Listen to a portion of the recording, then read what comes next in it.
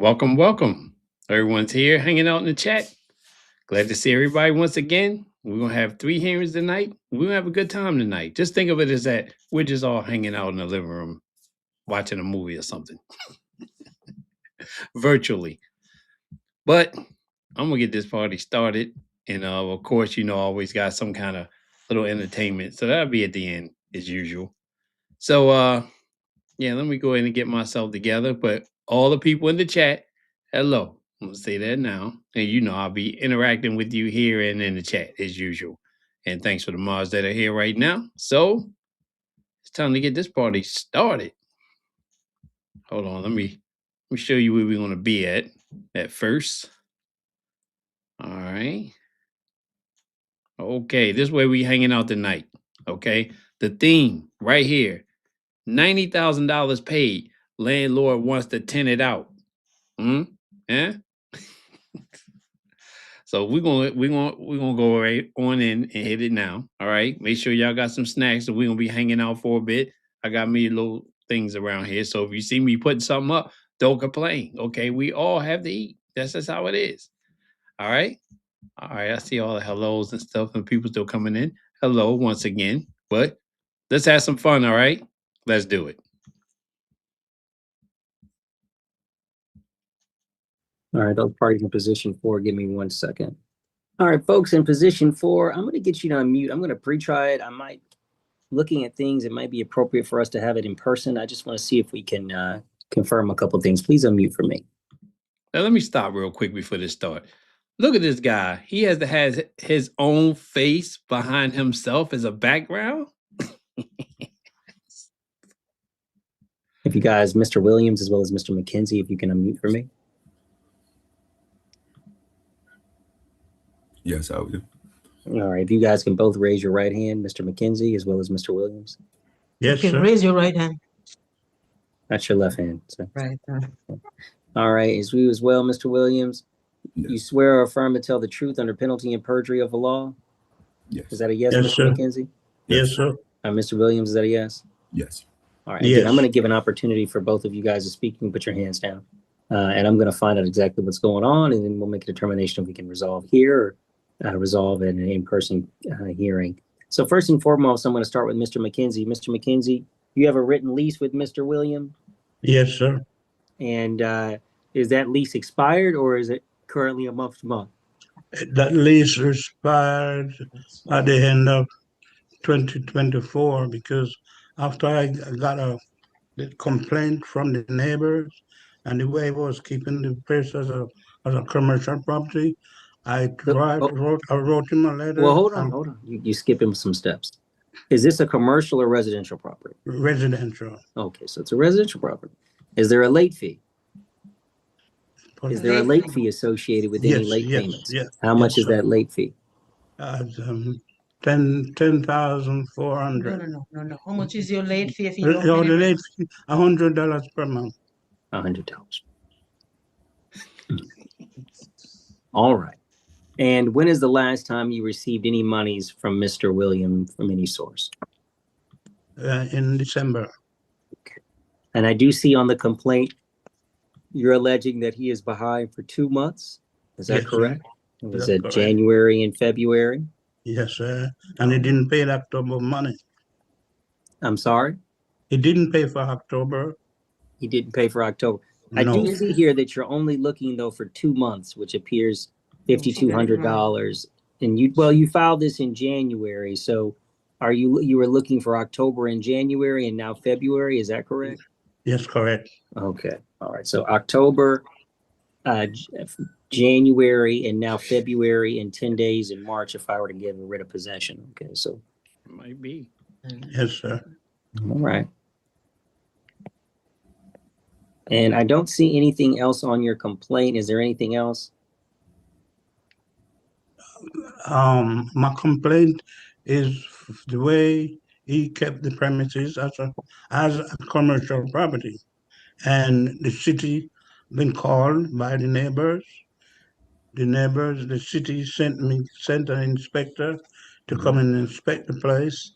And after that, they had sent me a citation notice. And you're saying he's operating a business in the residential property? Is that what you're saying? Yes, sir. No. Inside and outside. All right. All right. All right. Well, let me speak to Mr. Williams. Mr. Williams, I want to confirm here. You had a lease with Mr. McKenzie? It is now month to month. Is that correct? No, we had a 3-year lease, and he sent a letter a few years ago saying that, and saying and that lease was up in February last month, and the month to month thing, he sent a letter a few years ago saying something. Hey, I want to do month to month, and we never agreed on anything with month to month. But you ready for my part? Or well, yeah. I just wanted to ask a couple of questions. Okay, I just wanted to confirm: is rent $2,600 a month? Yes. Is there a $100 late fee? The late fee was, I think, $75. Okay. Yeah, $75. And last time you paid rent? Yeah, it was December's rent. So I'm behind January and February. Okay. What about the statement of October? He's indicated on the complaint that you would be. Yeah, I paid them up until all the way through December. And at first they were saying I didn't pay November's rent, and I always asked for receipts, but I'm paid up until December is when we decided to deal with the court with the rest of everything to let the court know what's going on. Okay, so even though he's saying October, you're saying you paid for October. Yeah, that's not okay. All right. And you're saying you haven't paid for January or February, obviously March either. Yes. And your reason for that, or what's going on with that? Yeah, so Your Honor, my wife and I, we're entrepreneurs. When we rented this property from Mr. Rowland, she was with him, Merlene, and she kind of advises him sometimes in unfair ways as far as if someone's, but anyway, when we rented the property, we showed them our account. They wanted us to rent it. And we said, we don't need all the space. We don't need the basement. We just need the top part. We're going to use this as a close location to our businesses. And from day one, the first week, we had problems with the place. And for the last 3 years, we gave them $90,000 almost. And we've never had proper use of the place. The floor sinking in, mold, mildew, feces on the floor. And we never use it for the intended purpose, which is neither here nor there. But how is there feces on the floor and you've been there 3 years? You ain't never it comes up every month or so. It comes up from the faulty pipes. Okay. So he'll send someone out just to, like, wipe it up and not fix the issue, which he just fixed the issue 2 months ago. Okay. But we're business persons, my wife and I, and we know that businesses cost to run. So we've always worked with them through 3 years of text, and especially the last 3 months of text, which I submitted to them. But our issue was that September, October, November, we were trying to open up a store, and all of our storage units had to be closed out. They were costing $4,000 or $5,000 a month. So we started transferring stuff, intended to take it to the new store. And from there, we couldn't get into the new store because of issues down there with the water underground. So we left some stuff outside the property. And we had it there for about 2 months, which it did look bad. We had it covered with tarps, but the neighborhood, he said they filed complaints. And within 2 months after that, we had it all gone. And we always worked with him, say, hey, in September, their issue is this. In September, October, November, we said, hey, everything is slow. The economy is slow. Some landlords are not even getting rent, but our rent is going to be late. September, we paid it about 2 weeks into September. October, hey, it's going to be late again. And so he said, why is my rent late? I said, we've been working with you for 3 years. You've done nothing for us, man. This place is not even comfortable to be for living. I said, we've worked with you from day one. We just late. He said, well, I want my rent. So we had it about 2 weeks again, October. Same thing, November, December, because we didn't have funds to really we had to really decide this one, that one, that one. But every month we paid them his full rent. Up until December, we paid December's rent. When they took us to court, I said, you know what, at this point, we'd rather have a judge hear this, because now we've never even got $2,600 worth of rent from this place in 3 years. We paid $90,000 and never had use of it from what we intended to because of his negligence and slumlord type tactics here, with the floors caving in. The floor has a wide open hole in it for weeks and months. But he stayed there 3 years. Get your boots ready. He left debris around the house for months and years, and he's pushing it all on us. We've never done nothing commercial here. This is not a commercial property. We have our businesses. My wife has 2 businesses. I have 1 business. We do not use this for commercial property. And the only time commercial name came up is when we parked our box truck outside. And he said, hey, they said your box truck has to be parked elsewhere. And so we did that. This has never been, he can show you no evidence of commercial, and this being a commercial business. But what I'm answering your question is that they had a fit when we started being late for the rent in September, October, November, December. Well, hold on for that about that late rent. Rhonda, I appreciate that. I really do. And thank you for the message that you put up there. Thank you for the super chat. I'm humble for it. Thank you very much. But yeah, y'all don't mind, hit the like button and everything that she's asking for. Appreciate that too. And that's when they took us to court. And I said, okay, well, we've done nothing but work with you. We rented it. We didn't need the entire place. And that's when they said, well, you can lease the bottom part and make some money back if you don't need the bottom. I said, okay, that's cool. So they agreed for us to use to sublet the bottom place. But now today, they come up with all these scenarios to get to the court as if they've been doing right by us. When we paid $90,000, Your Honor, and have not been able to use this place as intended. The front room we couldn't use, the middle bathroom we couldn't use. We were not able to use it at all as intended. And we don't mind, and we love them. You know, we always encourage them, hey, fix your house up, do your gutters. You're supposed to do the gutters. We just ran so much game on nothing, but we didn't know better. You're responsible as a tenant to do the gutters. So what if I got in fell? Oh, hold on. You're Mr. Canty, can you please mute for me? Yeah. You're unmuted and you're causing some disruption. Yeah. Yes. So basically, because we've been so lenient and not really sweating them to get the stuff fixed, they took advantage of that. You know, and that's where we come to today. So I got it. So Mr. Now he's talking positive and negative about them at the same time. So you already know this is a big story going on. Mr. Williams, I guess what we have is you're saying there should be, because obviously you now have 2 months rent, 2 days. Yes.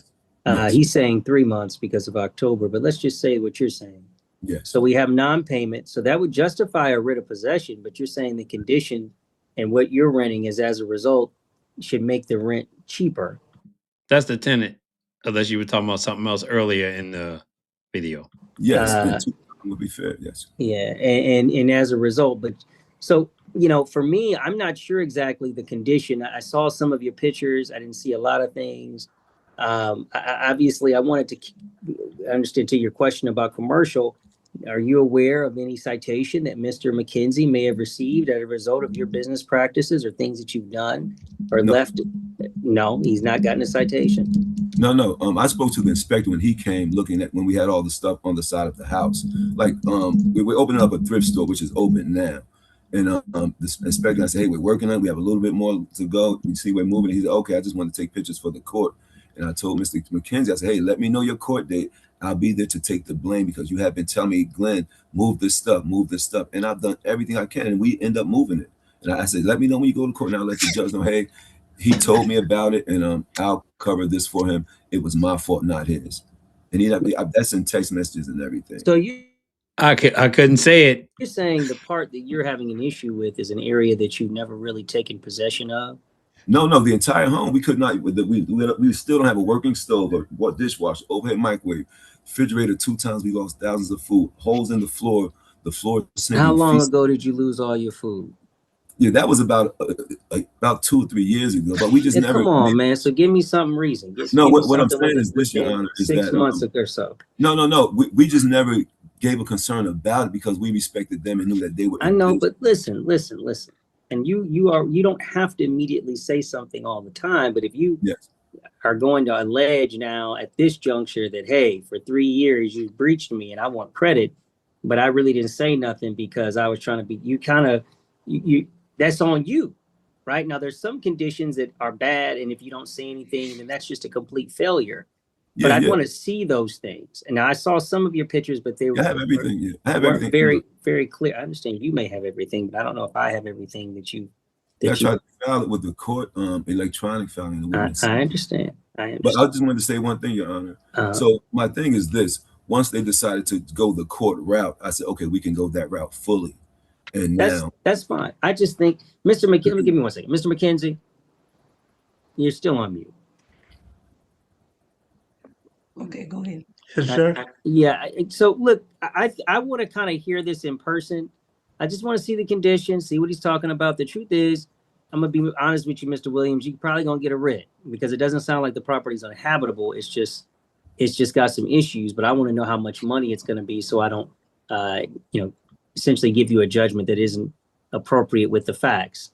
I did see some pictures, didn't see all the pictures, didn't see a lot of exhibits in the file.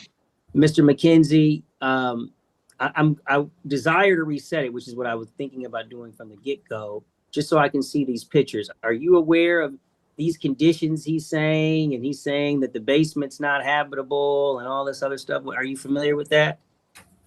When Mr. Williams bringing the unwanted people that's not supposed to be there, when they came in, they seemed to put wipes and other debris down the pipe, down in the toilet, and it caused a blackout.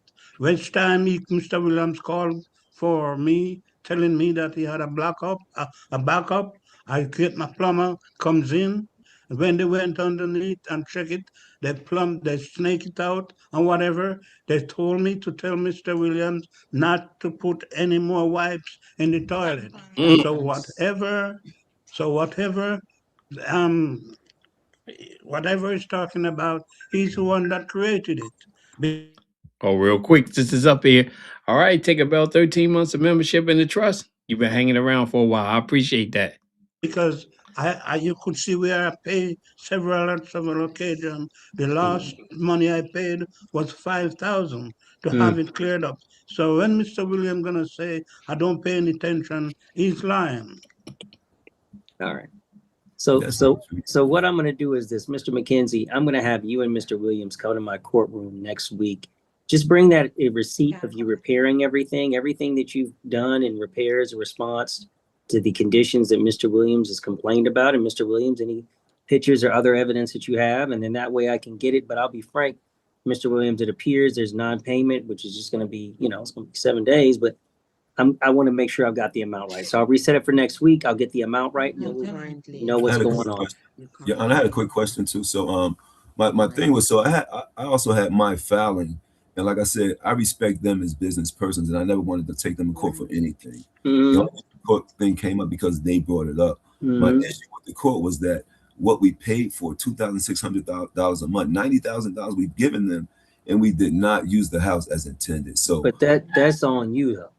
I know, but it was on them in the aspect of they never did anything. They're lying to you, Your Honor. Well, it doesn't matter because we'll figure it out. I don't like when people tell me that. Okay, so okay, Mr. McKenzie, yes, sir.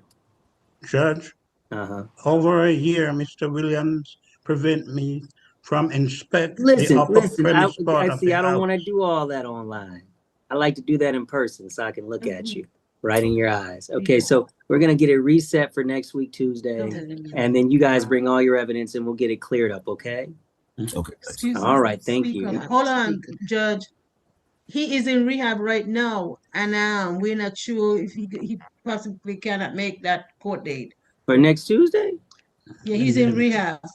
I'm in rehab. He had surgery and all that stuff. Open heart surgery and recovery in Trent. He can't come out the house is what you're saying. He's in rehab, hospital. We are in the hospital right now. Oh, you're in the hospital now? Yes, talking to you. All right, hold on. Let me look at some other things, and I'll tell you what I want to do. Hold tight. All right.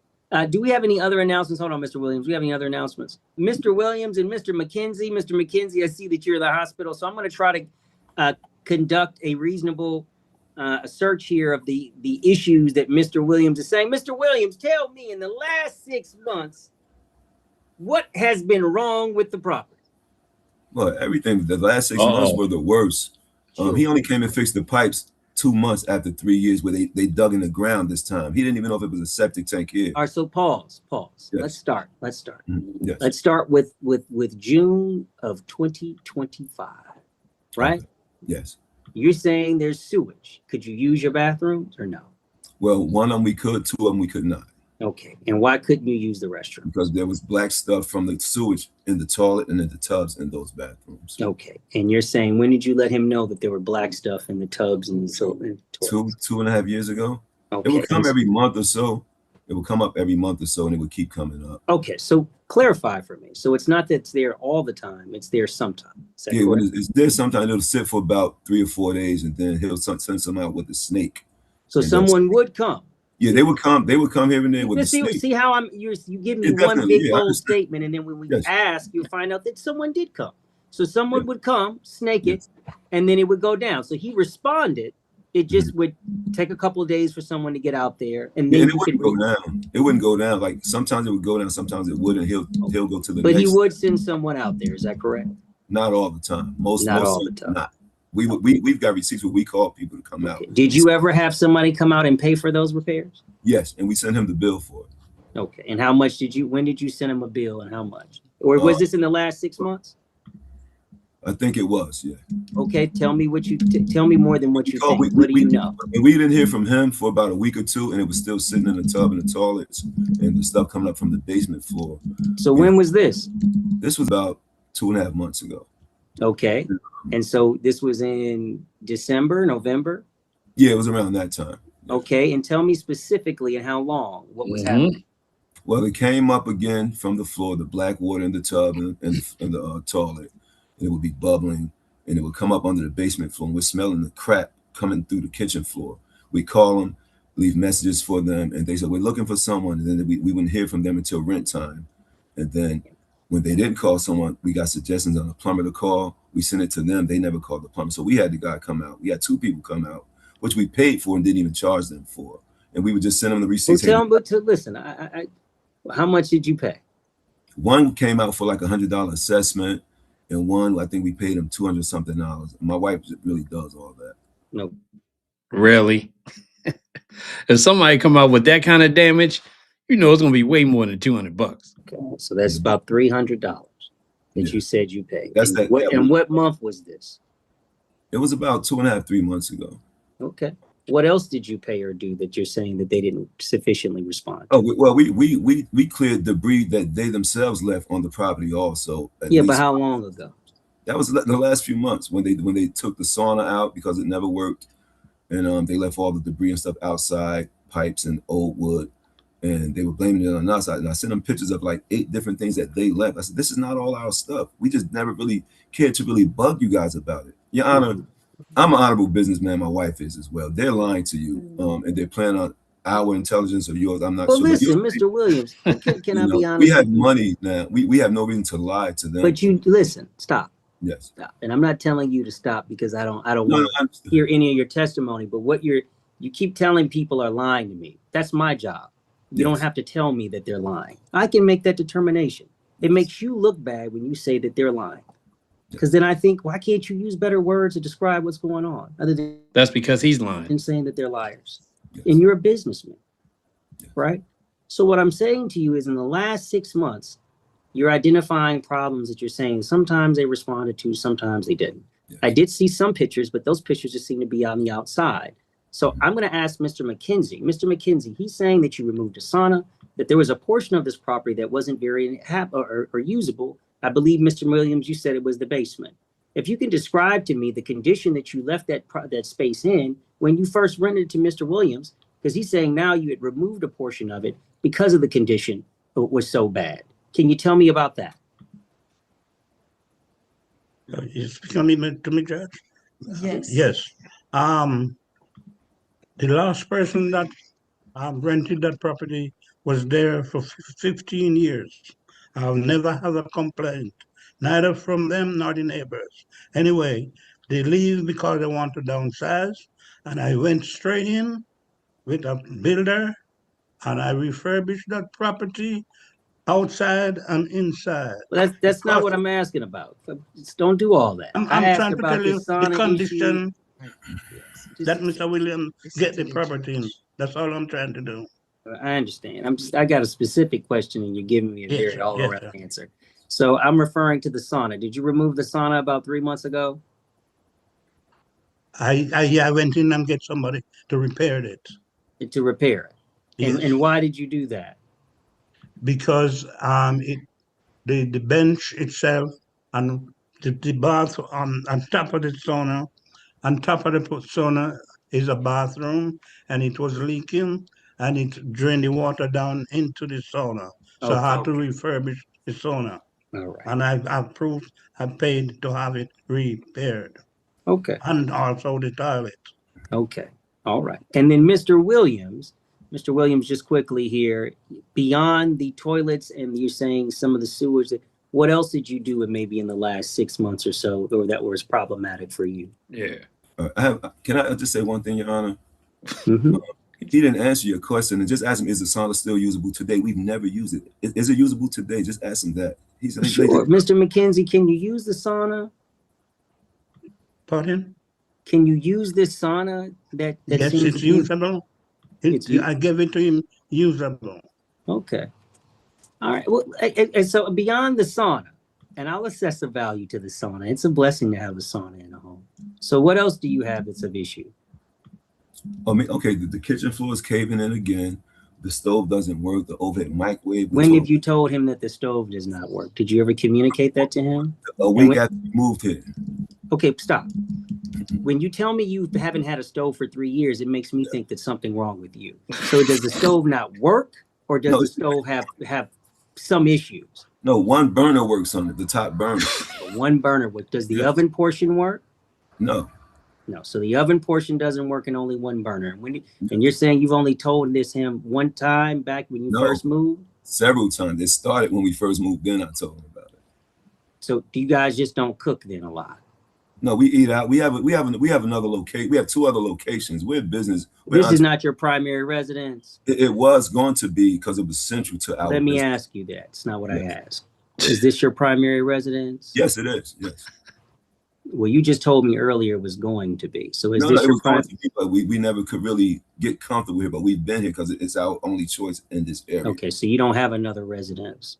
Yeah, we have 2 other residences. Do you live? Which one is your primary? The 2 other. This is it's become our primary one because of the closeness. Okay, all right. Beyond the stove, the sewage issue, anything else in the last 6 months that's going on? Okay, there's still no microwave, no dishwasher. The refrigerator is messed up. The floors are caving in again. Tell me about the refrigerator. Okay. How's the refrigerator messed up? Yeah, it melts the ice and destroys our food. And this is the second one that they gave us. Okay, second one they gave. It melts the ice. How is it making ice in the first place? Hold the ice. Doesn't hold ice. Oh. Let me ask you this: how much are you alleging your damages to be? If we know that, I would say, what would be fair to me and my wife if we've given them $90,000. I don't want to hear about the $90,000. Okay, so what would be fair with us is an assessment of $2,000 per month for this place. We gave them $2,600 a month for 3 years. I understand. $2,000 a month would be fair. That's all I'm asking. And I don't even want their money. You're saying your rent should be reduced to, or you should only reduced to, and that's what's going to be in my You're saying so it should be $2,000 a month opposed to $2,600 a month. Yes. Okay. And describe to me again, how big is this home? It's a big home. It's very big. It's 4 bedrooms, 1, 2, 5. 4 bedrooms on the top and 1 bedroom in the basement. Okay. And is the basement, Mr. Williams, what you're telling me is untenable? No, it's just the sauna room down there now. We never use it once. Upstairs, the floor's still caving in on both sides. The no microwave still, the dishwasher. The front room in here we never had use of because there's no light switch at all, nothing in there. It's all in my complaint. It's about 10 or 15 different things. No, I saw those things, but I've got you here, and I want to know what's most important to you when you have an opportunity to present those issues at trial. But based upon what you've described to me, this is what I'm going to do for you. Yes. I've got a $300 that you said that you've paid in cost associated with plumbers. I'll give you that. And right? More than that. That's what you said that you've done within the last year. I understand over the years that you've been there, but obviously you've continued on and maintained this place. You didn't have to continue to rent there. Obviously, I read the original lease. It was for 1 year. No, it was a 3-year. We had a 3-year lease. Well, the lease that I was provided was a 1-year lease from 23 to 24. Now, you guys may have entered into a new lease. I'm just saying, from what we're talking about in this particular microcosm, right? Not over the 3 or 4 years that you've ever been there, but within a reasonable microcosm of what's going on, right? That you've had some plumbing issues. You've also had some issues with code enforcement. You guys have both had issues from whether it be little things. I haven't heard anything about the property really being uninhabitable, right? So you're going to get a writ. There's going to be a writ of possession, and there's going to be a monetary amount that's going to be owed based upon the totality, and even based upon what you're saying as far as the reduction of rent for the lack of use that you're saying $600 a month. I think that that's a little high. I think it's more appropriate to be about $350 a month. Some of these things are not essentials, and it sounds like there was some response to these things. I understand that there may have been some delay, so I'm going to reduce the overall rent by $700. Now, obviously, we've got 10 days in March as well, and so because we're only dealing with 2 months worth of rent, so bear with me here. Would I be allowed to get my other evidence in the record, like in front of you, because it's very? Well, I'll be frank with you. With plaintiff being in the hospital, unless it would be my position that it would be unreasonable to have him come physically into court. I wouldn't object to him being on video and me being there. I just want to. Well, I mean, the evidence that you supplied, I think, and what you've indicated to me, what else is there? Yeah. Hold on, I got to pause them for a minute. What's up, Lone Wolf? You came in and brought everybody with you, the Wolf Pack. Oh. Welcome everybody that's still coming in from his stream, which was pretty good. And people here don't know about him. Go check his streams out. He streams every night earlier than I do. This is for the late night crew, you know, the people that's old enough to hang out late. So yeah, nice to see everybody. Thanks for coming over once again, Wolf. I really appreciate your support. So let's keep moving with this crazy case. My evidence is here. It was only was uploaded into the well, you uploaded quite a bit to the Odyssey, though. Yeah, it didn't accept anything from me. That's not true. I saw quite a bit from you. I saw all the text messages that you sent. I saw some photographs that you sent as well. Yeah, that was part of my response to their complaint. You know, I just think it would be totally unfair to allow them to do what they're doing to the system and us as tenants when we've been nothing but fair and straight up with them. Well, I understand. You know, but I understand. I would respect your ruling, Your Honor, and we did not withhold rent from them because we didn't have it. We withheld it because we wanted to have a court hear this case and hear the entire situation on how we got up to this point. I understand. They knew what type of property this was when they rented it to us. I understand. All right, that money judgment through March 10th is going to be $53.66.66, and those will be for the months of January, February, and through March 10th. I did give you consideration of those payments, as well as you're saying things were not working as well as you'd like, and I'm going to give you that as well. But I mean, a not working dishwasher is not going to be $100 a month. You know, that those don't necessarily operate to that degree. I do understand that you paying $2,600 is a significant amount of money, but you guys have had a long-standing relationship. Things have just kind of gotten to the point where I guess you guys no longer really want to rent to one another. As you mentioned, you had every knowledge and to know that you were going to be leaving because you just wanted to have it heard. I think they just got pooped out. So that's the order of the court, the 53-66-66 through the 10th. And that'll be the order of the court. I'll get you guys a copy via email. Okay. Thank you. You guys are both free to go.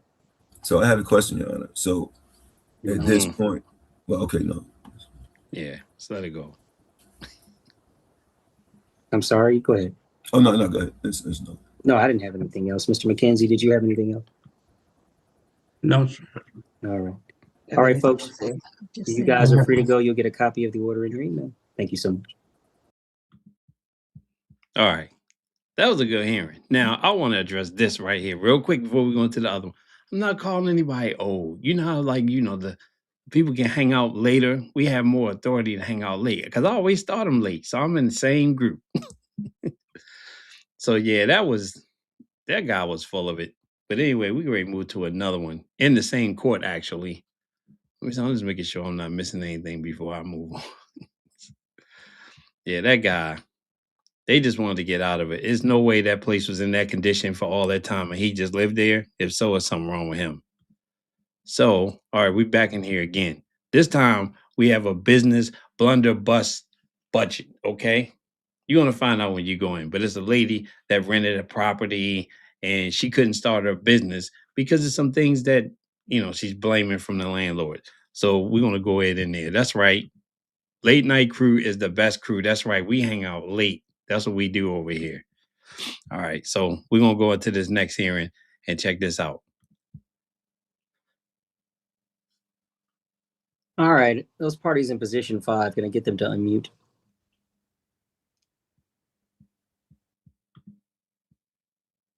Oh, that'll come back. I think I forgot to take that out. Don't worry, it's coming Mr. back. Safari as well as Ms. Johnson. Yes, Your Honor. I'm just waiting for Ms. Johnson to come back. All right, I'm Ms. here. Johnson. Yep, can you guys both raise your right hand for me? Swear or affirm to tell the truth under penalty and perjury of the law? I do. I do. All right. So Mr. Safari and Ms. Johnson, let's figure out what's going on. I'm going to ask Mr. Safari some questions. Ms. Johnson, you don't need to interrupt. We will figure it out. So Mr. Safari, is there a written or an oral agreement between you and Ms. Johnson? Yes, there's a lease Okay. And is that lease expired or is it still in play? still in place. Okay. And when is it set to expire? The lease expires in June, Okay. And how much is monthly rent? $2,500 a month. $2,500. And is there a late fee? 10%. Okay. It's $250. Last time the tenant paid rent from any source? It was month of August. Month of August. She's been 9 months. She has not paid rent in 9 months except month of August. So Okay. the total plus late fees, $24,750 less $3,300 she has paid. That leaves $21,750. You said she paid $3,300. Is that over the term of the lease? Yes, she paid $800 in December and $2,500 in August, late August. Okay. When did the lease begin? The lease began June 1st of 2025. Okay. So she paid August and you said she did not pay July? No, Your Honor, just August, and then $800 in September. If you recall, we were before you last Tuesday. Yeah, I'm just trying to recall why you guys got reset, but and I sent a follow-up documents, supporting documents on 25th. I brought it to the court. I think the question was about certificate of occupancy that she was arguing about. And that's right. And then certificate of occupancy again is issued to tenant, and every time the use of a space, this is a commercial space. Every time the use of a space is changed, then it requires a new certificate of occupancy. I didn't want to answer the questions too fast, so he just said it's commercial. And I also sent you a copy of the lease, which clearly states that the tenant is required at their own. I see it. Right. All right. Well, let me just confirm, Ms. Johnson. I just want to speak. Oh, my bad, Georgia. Speak with you. I just want to confirm those things. Did you enter into a commercial lease? Now I remember. With this particular company for $2,500 a month? Yes. All right. And was it a $250 late fee? Yes. All right. Okay. So I recall now that this was, really an issue where there was rent, but then there was a concern about you getting your certificate of occupancy and saying that you had to take a long time to do that. And you didn't get it done, I think, until November. Was that correct? Yep. Yes, sir. All right. And then you were able to start operating. You're operating now, but previously you were unable to operate because you were working on getting that. Mr. Safari, so I just want to make sure if you have any different statement about the money. He's saying that you paid $2,500 in August, $800 in September, but there have been no other payments since that payment in August. Or since that payment in September for partial payment.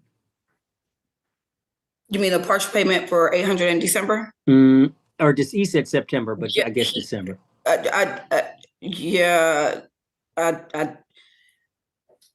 A lot of things he says is inaccurate. But of course, I know that we're not in person today, so that makes things a little tricky. I printed out my wire transfers to him. I actually don't mind sharing my screen if you wouldn't we don't mind. let people share their screen other than myself. But what are you trying to show us? The correct amount of wire transfers. Oh, how much money are you telling me paid. that you've paid in? Let me see, if you don't mind me pulling up my phone. So if I pull up wire transfers,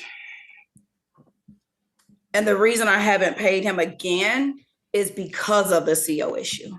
Yeah, but and as I told you before, I'm just not so sure that that's on him. Oh, we'll get to that. I wanted to rectify the amount that you've paid. Yes. Okay, so tell me, how much have you paid in total? So that's 800. And hold on, I'm looking for the calculator.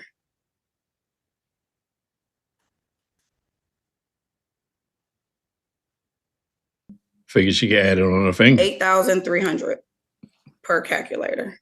Okay, and is any of that a security deposit, or is that all the money, or is that just rent? 2,500 was a security deposit. Okay, so let's take out 2,500 of that 8,000. So now you've got. He never clarified that part, but I think I would say it was. Okay, because that's a big jump. So now we're talking about $6,500 in rent. He's saying $3,300 in rent. So where's that other $3,200 from? That's another month that you said you paid. I see all that, but there's one wire. Tell me the dates. There's a wire transfer on August 27th. For how much? 2,500. There's a wire transfer on June 9th for 2,500. That sounds like a security deposit, but okay, what else you got? And then, well, the reason I'm confused is because he keeps trying to say the lease started in May. I don't know. He just told me June, but okay. Previously in the courtroom, he stated May. I stated June, which may have helped him to recall. And then on June 11th, it was 2,480. So you paid him $2,480 on June 11th. Okay, so I think that might be where. So you got security deposit June 9th, right? Because June 11th, first month's rent. And then August 27th. Right. Second month's rent. Unless that's going to pay, unless you're saying June 11th paid for July.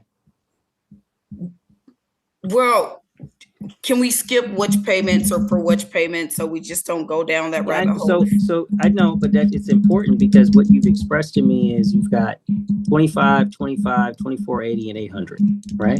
Yes. So you've got one of those payments, let's just say, is a security deposit because and then you've got essentially 25, which would be, so he's not claiming any money is owed from June, and he's not claiming any money is owed from August, right? So, no. And then $800 in December. Well, hold on with that. Trish, I appreciate you donating the 5 memberships. And for the people that received them, congratulations. Welcome to the trust. And I hope you enjoy yourself being here as members. I think that's still relatively the same. I mean, I'll type it up again. Another calculator. I don't know. It's not me. I'm not disputing the months that are owed. I was disputing the amount. He said that I had only paid in August and that I'd only paid in December. Okay. He said I'd only paid 2,500. I see. So you also paid in June. I get it. All right. So I've got that you've paid in total like a little bit over 8,000, but 25 of that would have been for security deposit. So now really what we're looking at is really, I understand the months you've paid.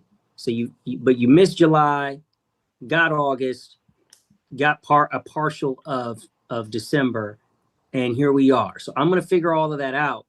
But from what the information, tell me just before I make a decision, what's your argument on this? Because that was what I was making the determination, whether or not I was going to make you pay for all the rent or pay just from November. And it was really about the certificate of occupancy. So what is your position, or what evidence or law do you have regarding that? So, okay, first and foremost, let's go back to last week. I wasn't sure if I was supposed to reach out to them or if you were supposed to reach out to them in order to attend court. I know you said that it happened in the past, but I wasn't too sure how to go about getting any of them to basically come and attend court. However, I did email them, and Mr. Ian Smith provided me he actually provided me the copy of your version for DeKalb County, I guess you could call it. Let me get it.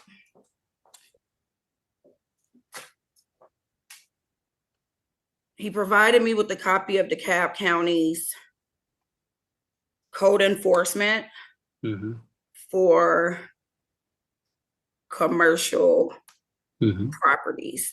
And which means he probably could not attend, truthfully, because I did ask for him to attend. Again, not knowing if that was something I was supposed to do or you were supposed to do. But he did provide it. Let me find it.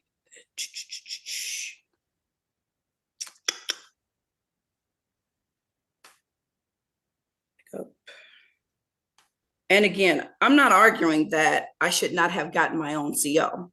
The thing with COs is,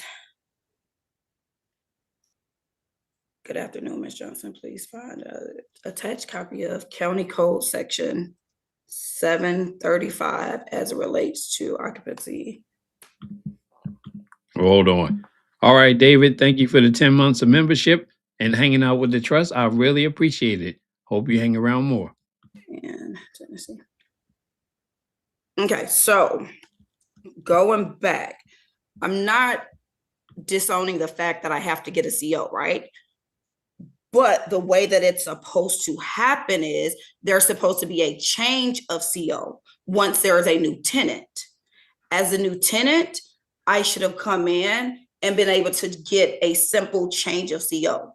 The issue that we had is that there was never a CO, right? And let me go to it. He sent it, but he did not highlight anything. Essentially, he should have gotten a new CO because prior to me coming there or the other business, even before me, the other business, he should have had a CO because it states that if alterations, additions, or improvements to the building, structure, or systems, it basically requires a CO. The building was completely abandoned. There was nothing there. Absolutely nothing there. And if Mrs. Safari did not agree that he too should have gotten a CO, why did he apply for a CO after they made him aware of it?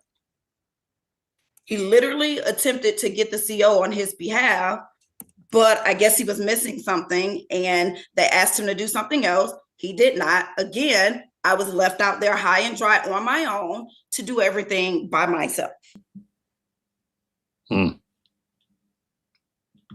And so essentially, again, I don't know if I was supposed to get them to come to court or if you were supposed to request for them to come to court, but they did respond to my email and provide that documentation for you to review. Okay. And I don't know if I'm able to drop that in the chat or not, but if you need me to tell you the section again, I can tell you the section again. And again, I was okay with getting a CO, right? But the CO is supposed to go from owner to tenant or tenant to tenant. His previous tenant did not have one, and he never got one after he made alterations to the building. Okay. Well, I'm going to tell you, based upon my understanding of the law and my review of these things, the CO is ultimately your responsibility. I understand that that's something that would have been easier depending upon his According to them, it was his responsibility. It's not his responsibility. I'm going to tell you why. Clients. It's not his responsibility because you're the one changing it to your situation that best suits your business. I'm just telling I did not change it. But you had to, because if you said it was abandoned and it had nothing going on, you had to do something. Otherwise, you wouldn't have been able to occupy it. He did that. But Miss Johnson, just understand two things. One, the court is not interested in trying to bankrupt you or bankroll him. I have no issue. I don't want to see you financially or put out. I don't want to see your business not do what it's supposed to do. I understand you service children. That's a big deal. But unfortunately, this happens more often than I would like. People enter into contracts, particularly business contracts, unaware of all the requirements in order to execute those things.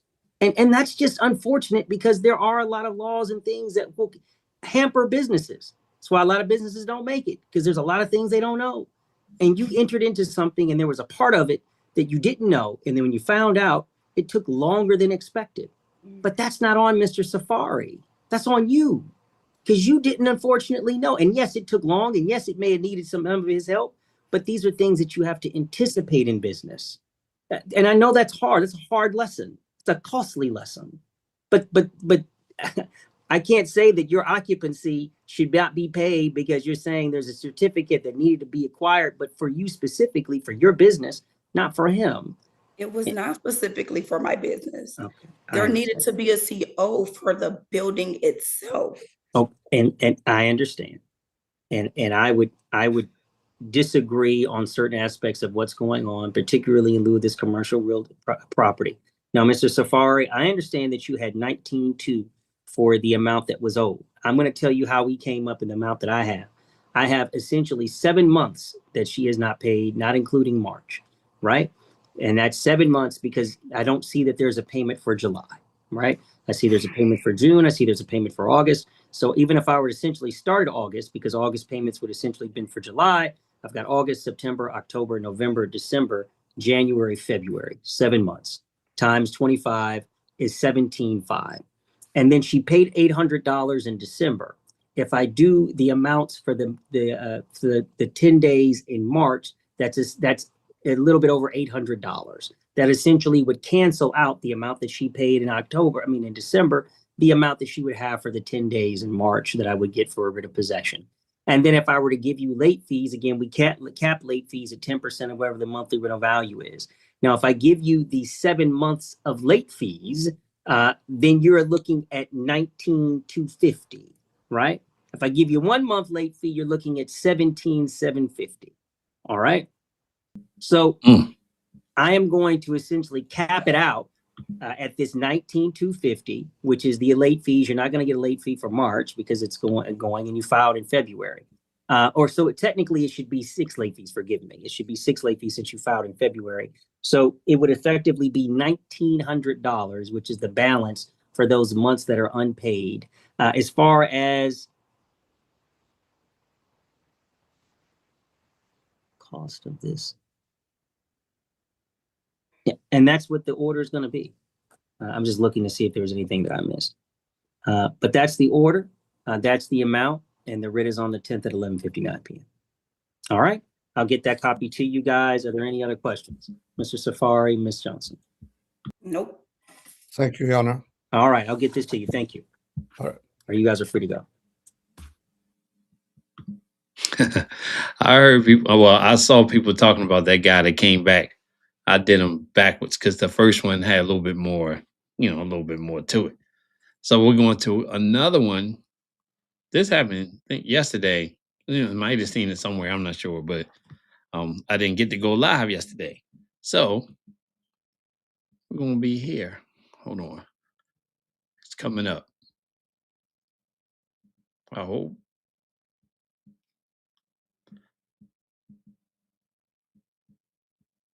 There we go. Look at the hearts in there. Don't you feel the love? Valentine's Day Family Feud. We're just going to check it out. This one's going to be pretty interesting. So we're just going to roll with it. I had to throw the little hearts in there just for a little bit of humor, but let's do it. You'll We'll turn next to Tim and Trisha Coffin. Yeah, come on. And Stacy Miller. All right, and give me one moment while I bring up everyone's case here. Okay, so I have read the petition. I've read the petition for both this case as well as the one with Mr. Gill. Yes. My understanding is some of the events overlap. Is that, you look at me like maybe not. Oh, I'm sorry. You need me to speak up? Oh, I'm sorry. Okay. I'm sorry. No problem. So what I was saying was I have reviewed the petition in this case against Stacy Miller.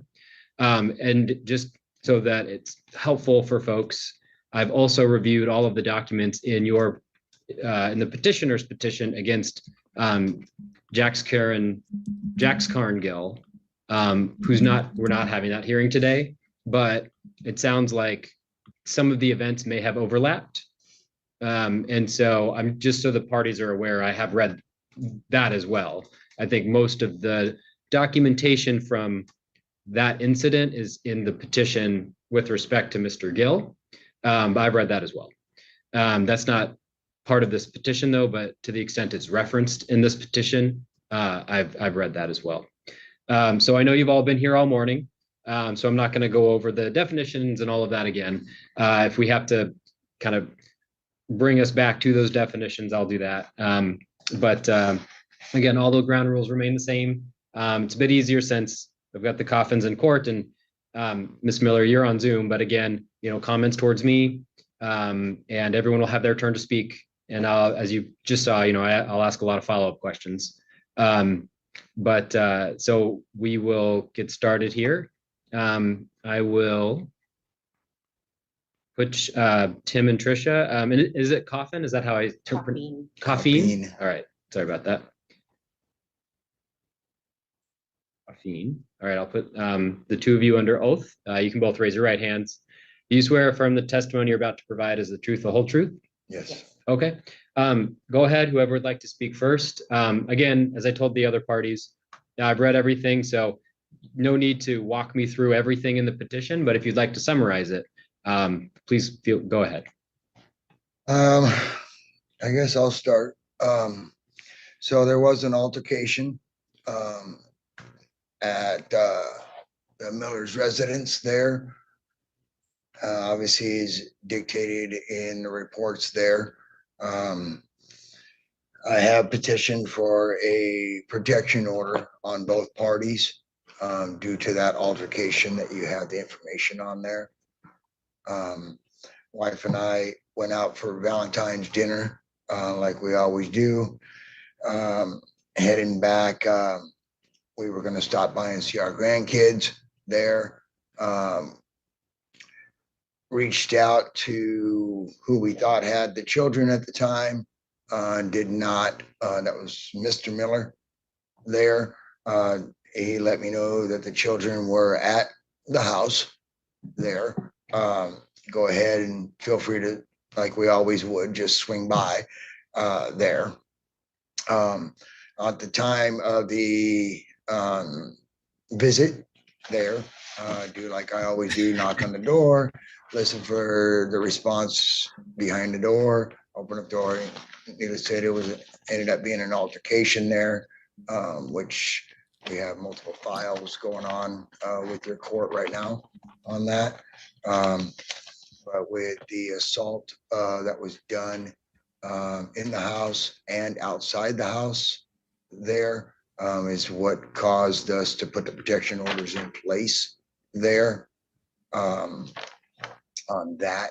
Also the aggressiveness of the situation with Mr. Gill while I was on the phone with 911 at the same time there on dispatch, the aggressiveness that chases down the driveway there while officers were pulling in. Yeah, let me let you know what's going on because I went through this and then I was like, wait a minute. So that's Stacy's dad and that's her stepmom. other people going to be in the video at some point, and you'll figure out, we'll find out what's going on. At the same time, the aggression from Miss Miller towards our vehicle while we were sitting in our vehicle with an officer right there present. I do have that police report, and I believe I provided that to you there, stipulating that. I have left multiple phone calls for that particular officer and the supervisor to give us a call back, but we haven't heard back from them yet on that. Over the last couple of years, the aggressiveness from Miss Miller towards my wife has gotten pretty verbal on that aspects there. So there hasn't been much contact between the two of them there. But Miss Miller and I have kept a reasonable relationship because of our her kids, my grandkids.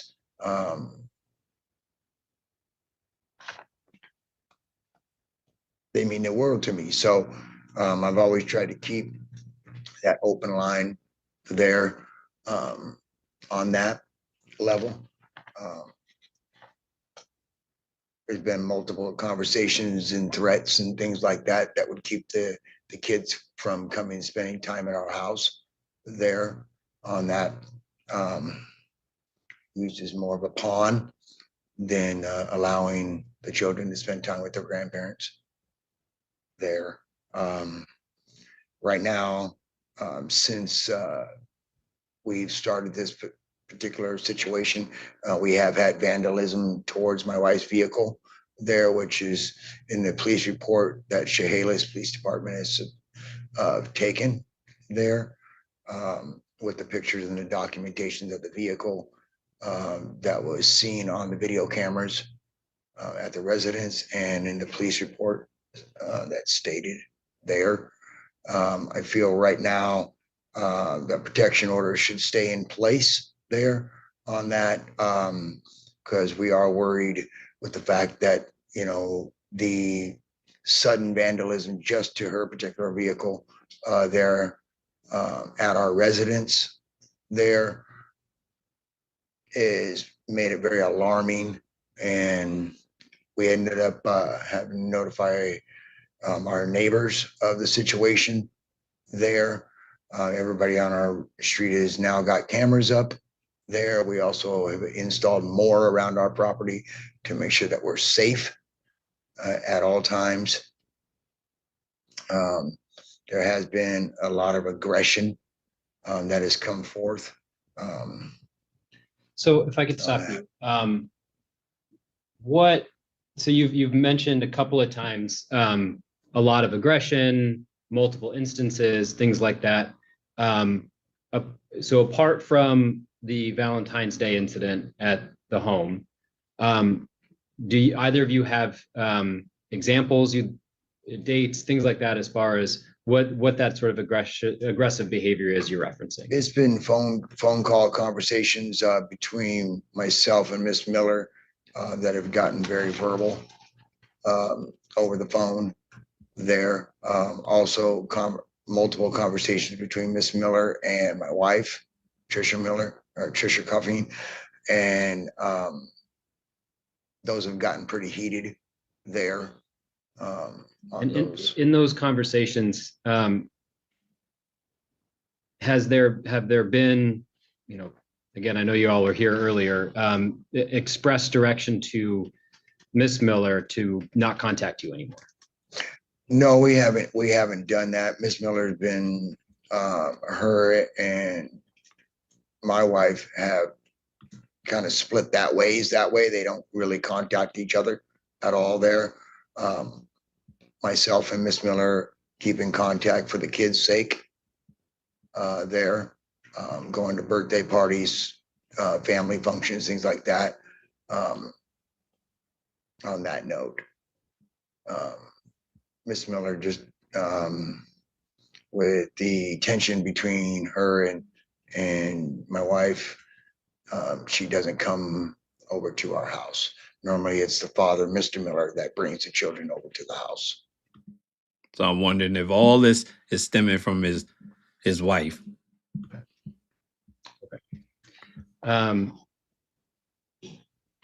One phrase in the petition was that Miss Miller has threatened to cause bodily harm multiple times. Are you able to go into any more detail about those? Those were conversations that she and my wife had on multiple occasions there. Okay. Yeah. So she'll have to speak on that. Yeah. Would you like to speak about those? Specific dates. This has been kind of an ongoing thing between me and Miss Miller throughout the years. Anytime she gets upset with me, the threats would come. I'm an immigrant, so she would threaten to have me deported, or, you know, it would become verbally abusive over the phone, and had threatened me a few times over the years. When you say threaten, what do you mean? That she was going to kick my ass if she ever saw me. You see the face that Stacy's making? Let me know if you believe any of this right now. And you don't have to give me dates and times and things like that. Are you able to give me kind of a rough estimate of the timeline we're talking about? This has been the last few weeks. No. I know you said over the course of years, Yeah. but can you think of some of the more recent times where maybe those interactions have taken place? Well, the most recent was Valentine's Day, when she got out of her car and came at me, and my husband asked me to roll the window up. I had my window down because I had been talking with an officer. When he saw her go to get out of the car, he said, "Roll your window up." And sure enough, as I was rolling my window up, she punched the driver's side window. So had I not listened, she would have gotten me. Were you the driver? Yes. And so I'm clear on what you're asking for, because it sounds like, Mr. Coffeen, are you wanting there to be any continued communication between yourself and Miss Miller? None at all. So as far as discussions about your grandkids, her children, anything like that? Nothing. It hurts. Yeah. Okay. It hurts having the distance with my grandkids. But I think as far as of right now, I don't think that there's needs to be any communication between Miss Miller, myself, or my wife at all. What? You ready for my I'm part? sorry, y'all. Hold on, let me get back to it. I was trying to pause it. So he doesn't want any contact with his daughter? Come on, man. Hold on, hopefully I don't go back too far. My apologies. I normally don't do that. Try to be very careful with that. Let's see where we are. All right, hold on. Their grandparents there.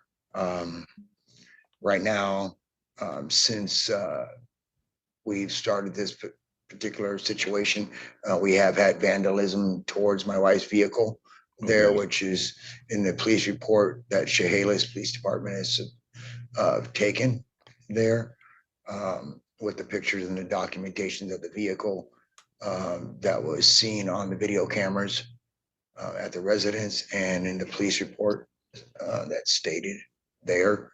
I feel right now the protection order should stay in place there on that, because we are worried with the fact that, you know, the sudden vandalism just to her particular vehicle there at our residence there is made it very alarming, and we ended up having to notify our neighbors of the situation there.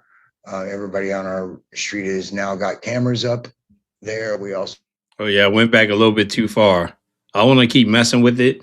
So I'm probably back about, I don't know, 5 or 7 minutes. So I'm just going to apologize because I don't want to keep trying to fool with this video. Then I'm going to go too far forward. So forgive me for that one, y'all. So we've installed more around our property to make sure that we're safe at all times. There has been a lot of aggression that has come forth. So if I could stop you, so you've mentioned a couple of times a lot of aggression, multiple instances, things like that. So apart from the Valentine's Day incident at the home, do either of you have examples, dates, things like that, as far as what that sort of aggressive behavior is you're referencing? It's been phone call conversations between myself and Miss Miller that have gotten very verbal over the phone there. Also multiple conversations between Miss Miller and my wife, Trisha Miller, or Trisha Cuffing. And those have gotten pretty heated there. In those conversations, have there been, again, I know you all were here earlier, express direction to Miss Miller to not contact you anymore? No, we haven't done that. Miss Miller has been, her and my wife have kind of split that ways. That way they don't really contact each other at all there. Myself and Miss Miller keep in contact for the kids' sake there, going to birthday parties, family functions, things like that. On that note, Miss Miller just, with the tension between her and my wife, she doesn't come over to our house. Normally it's the father, Mr. Miller, that brings the children over to the house. Okay. One phrase in the petition was that Miss Miller has threatened to cause bodily harm multiple times. Are you able to go into any more detail about those? Those were conversations that she and my wife had on multiple occasions there. Okay. Yeah. So she'll have to speak on that. Yeah. Would you like to speak about those? Specific dates. This has been kind of an ongoing thing between me and Miss Miller throughout the years. Anytime she gets upset with me, the threats would come. I'm an immigrant, so she would threaten to have me deported, or, it would become verbally abusive over the phone, and had threatened me a few times over the years. When you say threaten, what do you mean? That she was going to kick my ass if she ever saw me.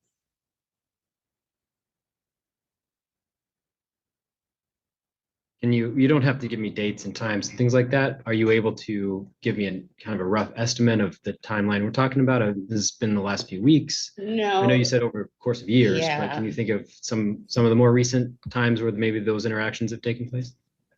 Well, the most recent was Valentine's Day, when she got out of her car and came at me, and my husband asked me to roll the window up. I had my window down because I had been talking with an officer. When he saw her go to get out of the car, he said, "Roll your window up." And sure enough, as I was rolling my window up, she punched the driver's side window. So had I not listened, she would have gotten me.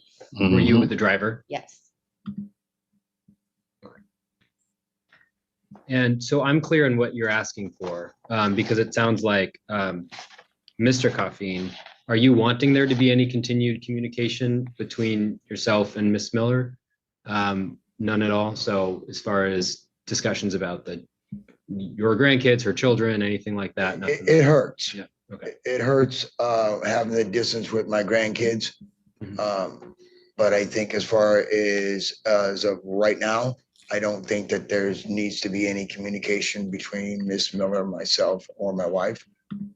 This is where I paused before, because I just think that's ridiculous that you want to put your wife between you and your daughter and he doesn't want contact with her. He keeps calling her Miss Miller instead of saying my daughter. I don't know, but that just doesn't make any sense. At all.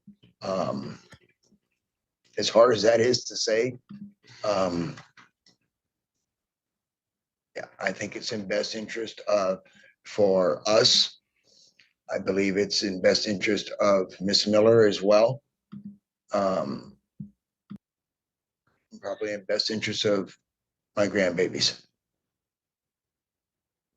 I have, I believe, one more question for the two of you, and then I'll turn it over to you, Ms. Miller. Mr. Coffey, you referenced a vehicle being vandalized. I believe it's been referenced in your petition too. I'm trying to pull it up. Let's see. I don't have the police reports from Chehalis, as you said. Yes. You know, if it was filed in Chehalis, you know, we don't have access of that necessarily. Oh, here it is. So I've got your declaration though. When you indicated this was February 17th, sounds like your 4Runner was vandalized. And I understand you're saying it was the only car on the street that appeared to have been vandalized. Do you have any, and I'm not asking, this isn't a criminal investigation. No, they have curious, do you pictures have as any, not of the car, as far as your conclusion that it was Miss Miller who did it? Yes, what I submitted to the court here. Also, I submitted to the sheriff's department down. Actually, I believe I just did it to the sheriff's department. He wanted me to bring them in there. It shows the pictures of the vehicle on the camera. It also shows the vehicle parked in Mr. Gill's driveway as well.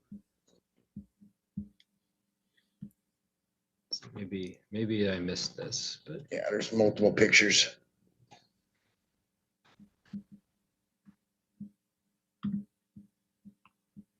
Mm-hmm. I might have duplicates too if you need them. Is it the pictures? So we've got two pictures of a looks like a walkway. The white car that's in the background. Or which pictures? I'm not sure which ones you're referring to. These might be pictures that were sent by Miss Miller. If you've got them there, I was going to say, I'm sure I've got duplicates of everything.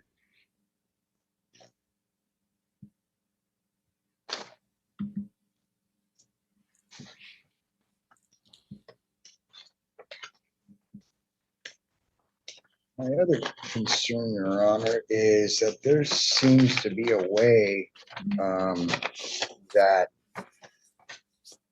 Ms. Miller and Mr. Gill are able to reach information. We have an inside source that well, they've already been submitted these pictures. I had 2 copies. Chehalis has one, and then your sheriff's department got it as well. Or not the sheriff's department, your clerk out here right out in front of building or office 2, courtroom 2. Yeah, you guys have both. You have a copy and Chehalis has a copy.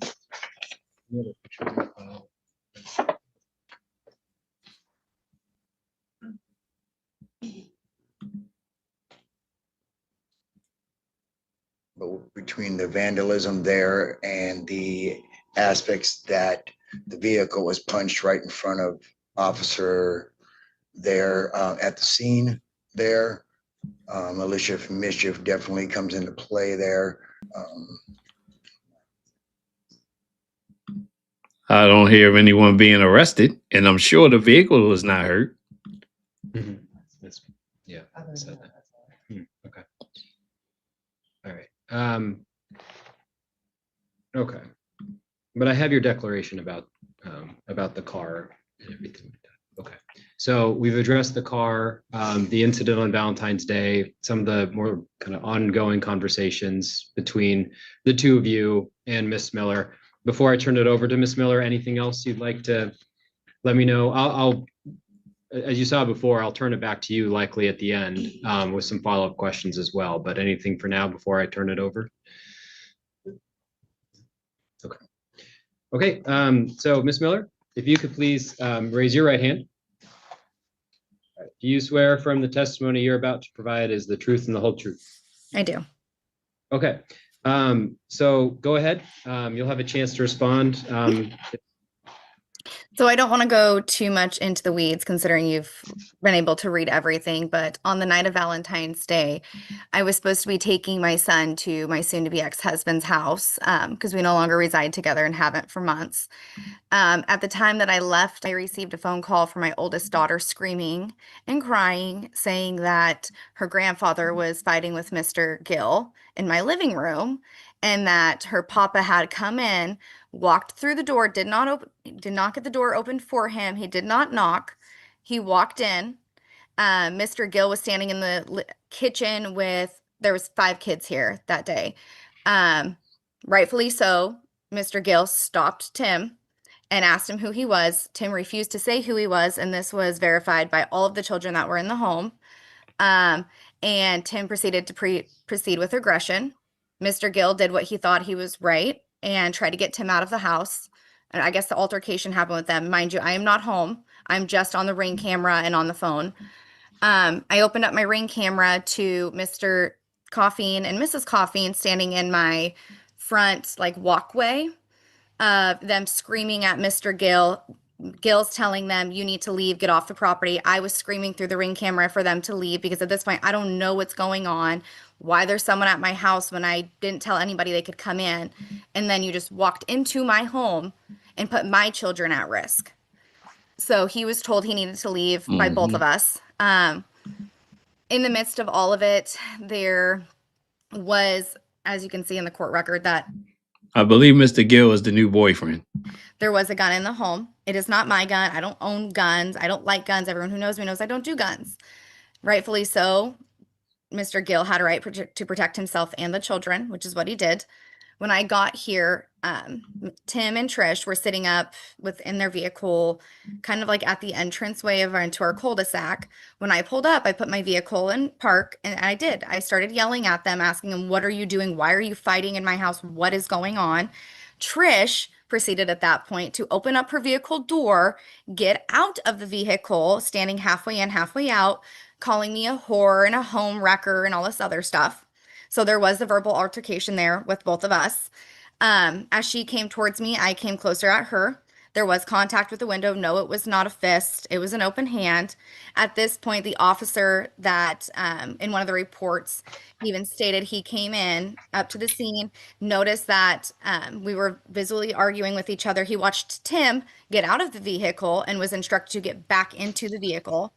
So they were not in there the entire time as stated. There was absolutely verbal disagreement and aggression between all 3 of us. I was upset my kids were placed in harm's way, which I feel is highly unacceptable. But then you also came into my home where you're not invited into and tried to take my children. And that was the basis of all of it. When you go back, yeah. No. All right. So Go ahead.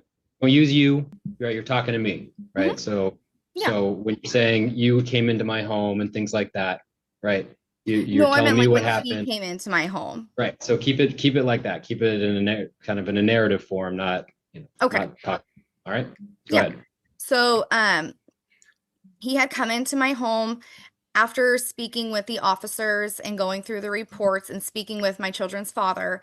It was determined that Tim took it upon himself to show up at my home. And there's conflicting reports with all 3 of the statements from the officers on why he was here to begin with. Come to find out, my kids' father is the one who asked him to come inside and grab the kids, is what's on record. However, the kids' father is now denying that and saying that Tim took it upon himself to enter my home. So with the conflicting information of everything that went on that night, I messaged Tim on the 17th, so the night he's claiming there was vandalism, and let him know because my children were placed at harm's way. I think it's best right now that my children do not go around them. I'm a mom, I'm a nurse, my kids come first. That's all there is to that. And because of the fact that he loves his children, his grandchildren so much, then the whole thing with the retaliation of vandalism occurred. So in the records, you can see I uploaded the day that I was at work that night that he claims the vandalism occurred, when I left my home, when I returned home the next morning. I worked 12-hour shifts, as well as my time clock showing I was at work. But I also want to state too that occurred apparently in Lewis County, not Thurston. So I'm not too sure why it's in this petition, because it's not something you guys would necessarily have jurisdiction over. But that's kind of where that went. Ever since then, I have not talked to him. I never even sent that message directly to him. I sent it to my children's father because they're in contact. I didn't want to have any contact with him. Still don't.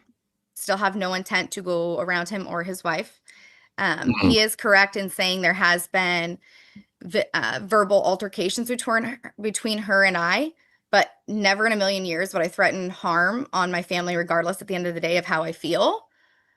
So I feel like all of this stemmed out of retaliation after the report came out saying that Jaskarn did what he should have and acted in self-defense. And because of that, the case was closed. And as Tim's referring to us getting records, it's all public. And I don't think he quite understands that. Everything you upload is public. You can see it on the civil courts documents. So it's very easy to get that information. That's the only reason I knew I had a court date today, because he failed to have me served. Thank you. Ms. Miller, thank you. All right. So the pictures that are uploaded for you looks like from February 17th and 18th, one leaving, one coming. So those are of you, you're saying, coming and going from work? Correct. I leave for work at 6 p.m. and I don't get home until about 8:30 the next morning, because I usually take my kids to school. But that day, my son had an appointment in Seattle. So I picked them up, came home to get them ready, and then turned around and had to leave again. And where do you live? I live in rural Thurston County. So Thurston County sheriffs are the ones that had responded. And that's who I had to contact to figure out where my paperwork was, because I hadn't been served. And I was notified that Tim intentionally, this was from Thurston County Sheriffs, Tim, I guess, intentionally took my documents to Olympia Police Department in hopes that they would serve me, because my job is in Olympia Department, like their county. But I talked to OPD as well, who stated they have zero jurisdiction and I would not be being served because the proper documentation is not there. And the incident here, okay, all right, thank you. Yeah. All right. We don't have any pictures of the car. So it sounds like you brought something. Is it pictures of the car having been vandalized? There's quite a few variations here in this story that she just presented. First off, we were told to take the paperwork to the Olympia Police Department, so they did have that. Okay, so we're not going to deal with service. I know, but listen, we're not going the issues with service and all of that. I'm not going to get into. She has actual notice. She's here, so we're not going to go down that path. Okay. So we're not going to go down there. Because we don't have access to anything in Chehalis. So what is it as far as the car being vandalized? The car that she refers to is not her car, so all of that is irrelevant. Right, no, but you said the car that was vandalized was my wife's vehicle. It was not her car. It was Mr. Gill's car, and those are the pictures that were brought into this clerk here, and also put into the Chehalis Police Department there when we made the report, because we caught him on the camera. Okay, it was not Miss Miller's car. So Mr. Gill's car, and that's why it strictly shows in the pictures that car with him in the picture. So is it the SUV or the Toyota 4Runner that's alleged to have been the 4Runner? Okay. And Miss Miller, what are you saying? That's no, I'm just saying, like, I haven't seen photos of this alleged vehicle. My kid's father was told it was silly string on the vehicle, so I don't know what the vehicle looks like or what's going on. And I would like to know, I don't know if it's possible to know where this vehicle was even parked, because Mr. Gill doesn't live around here, nor does he drive a white vehicle. Right, but it's okay. So I'm not too sure why this is in my thing. Well, I think what the Coffeens are claiming is that their vehicle, this 4Runner that is theirs, was vandalized, and they're claiming that you vandalized it. Correct. No, is that not right? Not her. She did it, but somebody, she sent someone. Okay, and what evidence do you have of that? The car that was shown on the camera that we took was also the same car that because originally serving Mr. Gill there, the Puyallup Police Department is the ones that sent me up to that address there, find out if this vehicle is there, drive 3 blocks away, call them so they could serve him. That was the reason I went to that address. I learned on social media that particular car that was on my video camera there was the exact same vehicle that he's showing in the photos that everybody has there with him in the picture right next to the same car. While it's vandalized, like around the time it was so we have the first photo that has the vehicle there. We have the second picture that shows the vandalism that was done. The third picture is the one that shows the exact same car in Mr. Gill's driveway with him standing in the picture with his daughter. Okay, but it had nothing to do with Miss Miller whatsoever. Okay, all right. As far as her car, all right. I can't, because of the fact that they purposely turned the lights off going down the road right after they did it. There was the only other reason we couldn't see who the driver was. Okay. All right. Okay, so I'm going to try to narrow this down a bit. All right, so first of all, with respect to the evening of the February 14th, all right.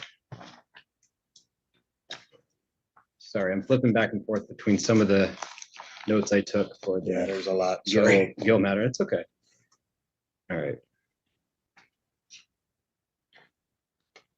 I received a concussion and now I have hearing loss. Right. No, I understand. During all this. Yeah, and that's all in the Gill packet. Yeah. All right. So,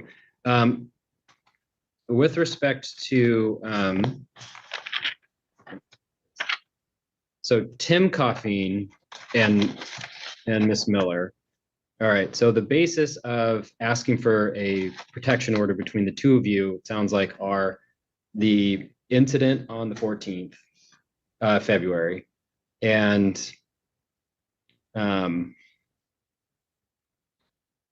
it sounds like you've had conversations over the years that have been heated.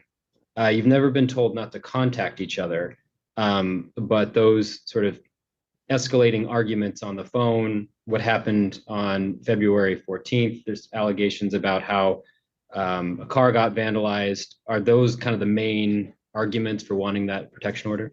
Yes, and the fact that she has told multiple people that she wishes I was dead will be something I will always have to remember on that case there. For her, and where did that come from? Right out of her mouth. Over the phone. But how did you learn about that? Did she told you that, me that she wishes you were dead? There while I was fighting cancer. Okay. So that there allowing and thinking that it's okay that she wasn't there, so she did not witness what happened there on the night of the 14th there. Right, and we're not going to get into the I fight don't want to get between into the two all of that. you. So right. I'm just saying that Right. there was a lot of discrepancies there, Right. as far as that goes, and she should know. Okay. But it is. And then he said, she said. So okay, all right. Thank you, Mr. Coffeen. And then with respect to Miss Miller and Trisha Coffeen, it sounds like the basis there is a bit of a longer period of conversations in which, and this is where I might turn back to you, Miss Miller. You heard Trisha Coffeen there say that there's been some threats over the years where there's been, threats of bodily harm, threatens to kick her ass. I think I heard reference to, deportation, things of that nature. I'll let you respond to that specifically because, as we were all here earlier, one thing that I have to suss out is whether there's some sort of pattern of behavior, over a course of time. And so that one with respect to Trisha Coffeen, I wanted to know a little bit more about. So you heard her side of things. I'll let you respond to that. So talk about your conversations with her over the years. So over the years, initially, her and I did start off with a rocky relationship. She was someone that regardless of how they met online, There was a big altercation with our family as far as verbal goes between myself, her, our grandmother, which is my dad's mother, and my dad, just based on allegations that she was coming here for a green card and this and that. So that's the part that she's referring to. As far as deportation goes, to my knowledge, she was here legally, and has a green card and has since my sister also came to the States. So I don't know where she's getting any of the whole deportation aspect of anything.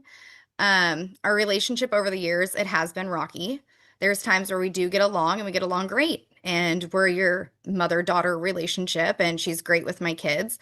And then there's other times where she's not. And we're arguing with each other about how my dad feels he can't see the kids. And that's where a lot of it, that animosity stems from, is you have to respect the parents of the children. Otherwise, I'm not giving you access to my children. And he may call that upon or whatever it may be.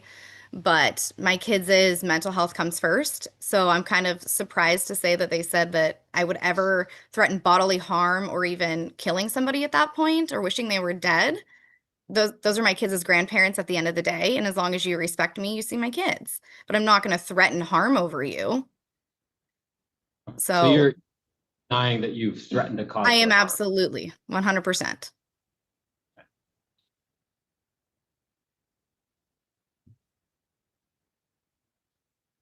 And then Miss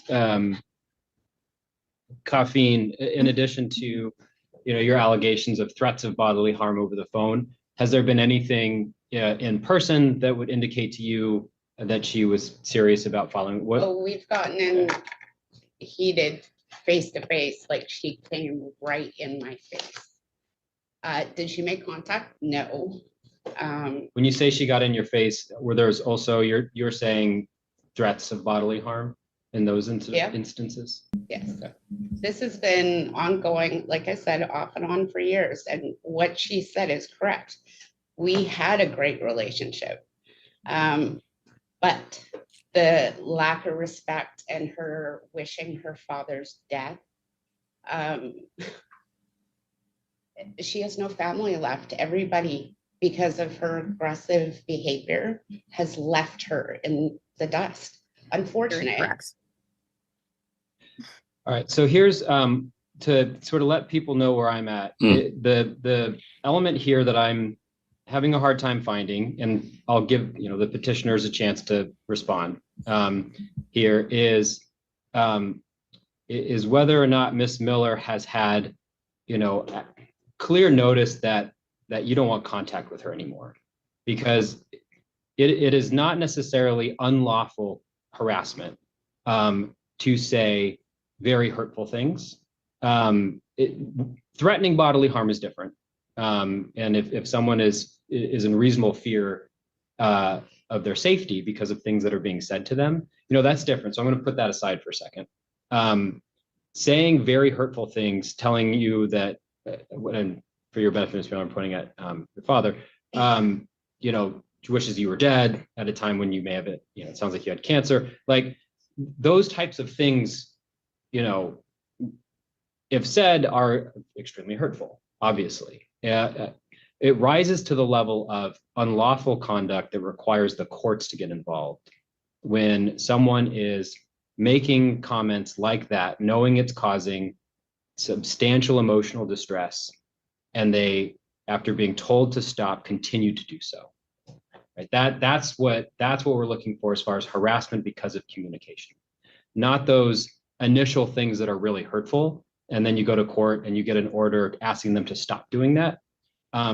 The court order comes after they've been told to stop and they keep doing it. That's when the courts become involved.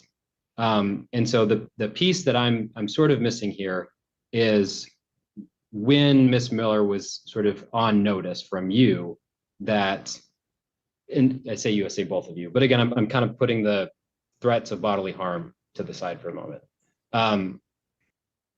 When she was giving notice from you that you didn't want contact with her anymore, especially because it sounds like while things have been very rocky, to say the least, there's been some communication for the sake of the kids and the grandkids, at least, to see each other. But at this point, especially after the Valentine's Day incident, it sounds like the situation may have changed where folks don't want contact with each other anymore. And so what I think I'm hearing is, by and large, at this point, everyone sounds like is sort of in agreement that they don't want to talk to each other anymore and they don't want any further communication. And at this point, I'm hearing some pretty clear communication to me that communication is no longer welcome. I don't know if I heard that before, though, moving up to this point, but I'll let you, it's your petition. So I'll let you respond to that. If you can point to, some interaction where, you let her know this is no longer appropriate. I feel that this is harassment, emotional distress, and I don't want to hear from you anymore. I did. Okay, go ahead. I had a conversation in my kitchen when I'd put my foot down a few months back. I had enough. The verbal abuse that I was getting, I'm pulling your grandkids away from you. You're not going to ever see your grandkids again. After I got my oldest granddaughter into, actually, my wife actually got her into horseback riding lessons there. We ended up getting in a major argument on the phone, and because of her aggressive nature, she always has to get the last word in. She doesn't talk reasonable like normal people there. On that, I told her I was done. Do not contact me again. I blocked her on social media. I blocked her phone number there. That do not, I'm done. I'm putting my foot down because my wife had been standing up for the way she had talked to me and treated me over for a long period of time, causing issues between us because I would always stand up for her there, which caused issues here. And I finally, at that point, I was like, I'm done. I'm enough there. And as far as showing extra history there, now it doesn't pertain to this case, but giving you a little bit of a lowdown on the background aspect there is Miss Miller has had a deferment charge on a assault with her next door neighbor there at her residence. So she does have a an issue with anger management aspects there. I think a lot of it is due to not staying on her medications there. I've always felt that when she's on it, she's good. She's stable. She's just like you and I talking. But when she's not, it's just not good. So he had to go there. We don't know if it's true or not, but she's sitting there making all kinds of faces. But yeah, that's messed up to do that to family. There, and it causes issues with everybody. That's why right now nobody in the family on my side wants anything to do, because we never know what part of Miss Miller we're going to see or get there. And unfortunately, in your situation, is that now you have to decide how to deal with it, because now we have aggression going on, and now I have to deal with it because now I don't get to see my grandkids. Right. And so, well, and thank you for that extra context. And the thing that I keep going back to for February 14th is, not separate from the, the incident between you and Mr. Gill. Even if there was, expression to Miss Miller that you didn't want to see them talk to her anymore, that you were, like you said, I'm done. And you may have, after talking to Mr. Miller, felt that you had a right to go to the house. And I'm not weighing in. Yeah, and I'm not weighing into that one way or the other. But what I'm saying is, clearly, though, it was in your mind, and it may have been reasonable, felt that you could still go to where Miss Miller lived, right, to see the kids. So and I'm bringing that up to say that, what that tells me is there may have been a conversation where, you say, I'm done, this isn't all of that. But following up, at least on Valentine's Day, you went to her house. And so what that communicates to me is that there may not have been a clear break, if you're at her house with her kids, in your mind, again, I'm not saying reasonable or unreasonable, just that whether or not you felt that there was a clear break where you wanted nothing to do with her and you didn't want to see her anymore. That might not have been as clear as evidenced by the fact that you were in her home with her kids and she may have been there, right? You're looking confused. So I bring that up to say what I'm looking for is evidence that Miss Miller was on very clear notice that you didn't want anything to do with her anymore. And what I'm saying is, it sounds like you said a couple of months ago, at least, you had a conversation where you said, I don't want anything to do with you. But then what I'm also looking at is on February 14th, you were at her house, right? At her and her husband, And her, my right, son-in-law's sure, house. but her They house both- too, right? But her house too, Right. And so what that tells me is that may not have been as clean a break, you know, as what we're talking about here, right? Because she could have been there. They were her kids, right? And so, to me, that's not necessarily, that's evidence that there may not have been a clear expression of I don't want communication with you anymore, right? Because then you were at her house on February 14th. So that's what I'm saying as far as that goes. Okay. Yeah. So I think where I'm coming to, I think, is, you know, there's a date at which it's become very clear that the two of you don't want any more communication with her, right? And that's that Valentine's Day incident that involved Mr. Gill, but also Miss Miller. And looking through the record, it seems to me like that's kind of this flashpoint in the relationship where it is now clear that the two of you don't want any communication with her, even regarding the kids, anything like that. And it seems like Miss Miller at this point is on very clear notice about that. I don't know if that clarity came through up until that Valentine's Day incident, though. Enough for the courts to get involved and issue court orders, if that makes sense. I just feel bad for the kids because eventually they're going to want to see their grandfather. And then when he puts this legal paperwork in place, he can't see them anymore. But the carve out I want to return to, though, is specifically with regard to Trisha Coffeen and Stacy Miller, because that kind of clear notice, you know, that's always still a factor. If somebody is threatening bodily injury to somebody, it's not like you then have to tell them to stop and wait for them to do it again, right, to go to court. So that is a different situation. So I'm not talking, so I want to return to that here. And I've got your testimony here and I've got her testimony, and you're saying it happened, and I'm sorry, Miss Coffeen is saying it happened, and Miss Miller saying that it didn't happen. And so, you know, that when it's that situation, you know, you've got what's called the burden of proof, which I went through earlier, which is it has to be more likely than not that it happened. And so it's sort of when it's both sides are telling me completely opposite things, the court needs something else to get over that burden to say, yes, this happened. And so now the courts can get involved. Is there anything you can show me that, again, not proof beyond a reasonable doubt, because this isn't a crime, but more likely than not that there were threats of bodily harm? Well, I can show you the police report from the officer that was wearing body cam. Okay, and this is what's in the... To what she stated, that I was out of my vehicle. Not true. I was in my vehicle, had been the whole time. The only time I got out of my car that night was when I had to get Mr. Gill away from my husband before he killed him.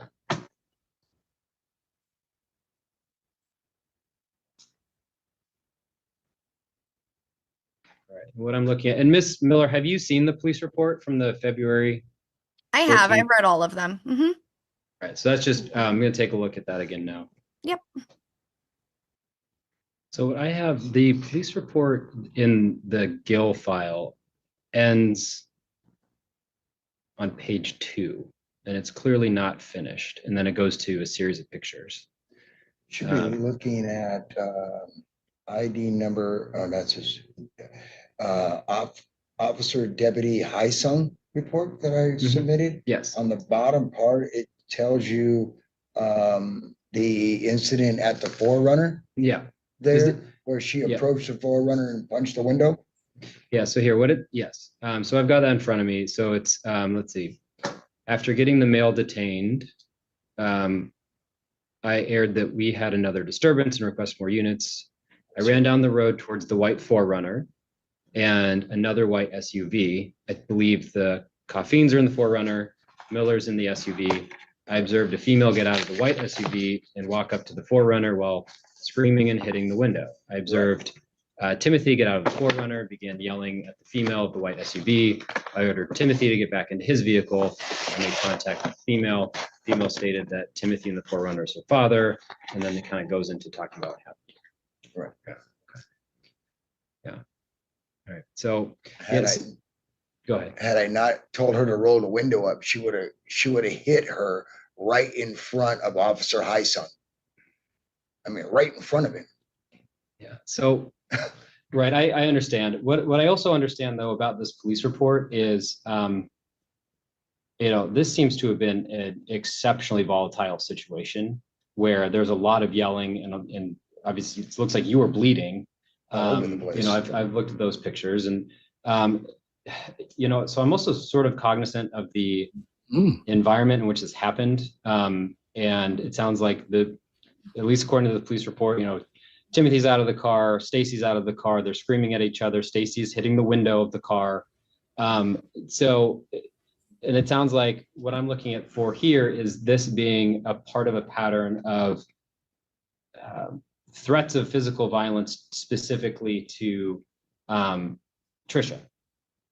So that's what I'm looking for here. And so it sounds like the part of the evidence you're providing here that this has been there's kind of been ongoing threats to Trisha specifically is kind of what happened here on Valentine's Day.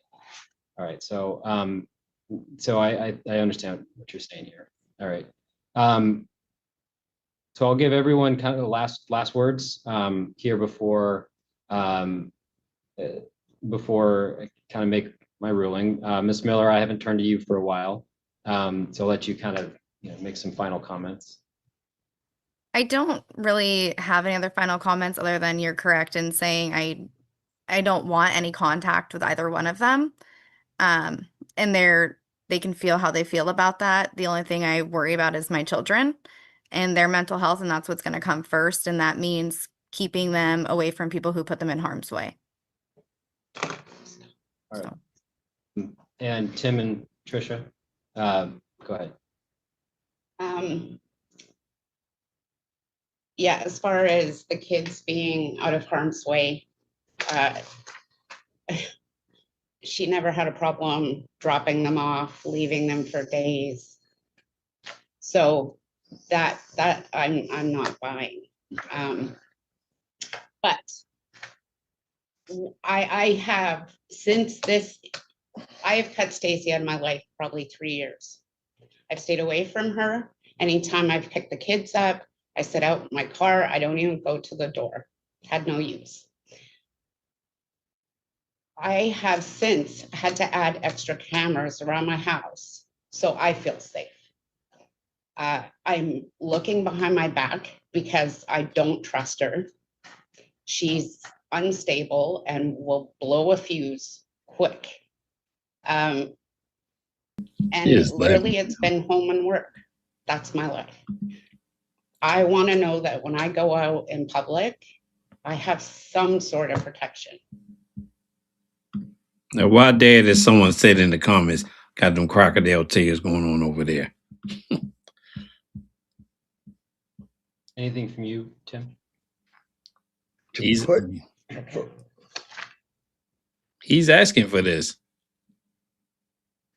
For her to sit there and say that I would ever let anything come in the way with those kids is mind-blowing.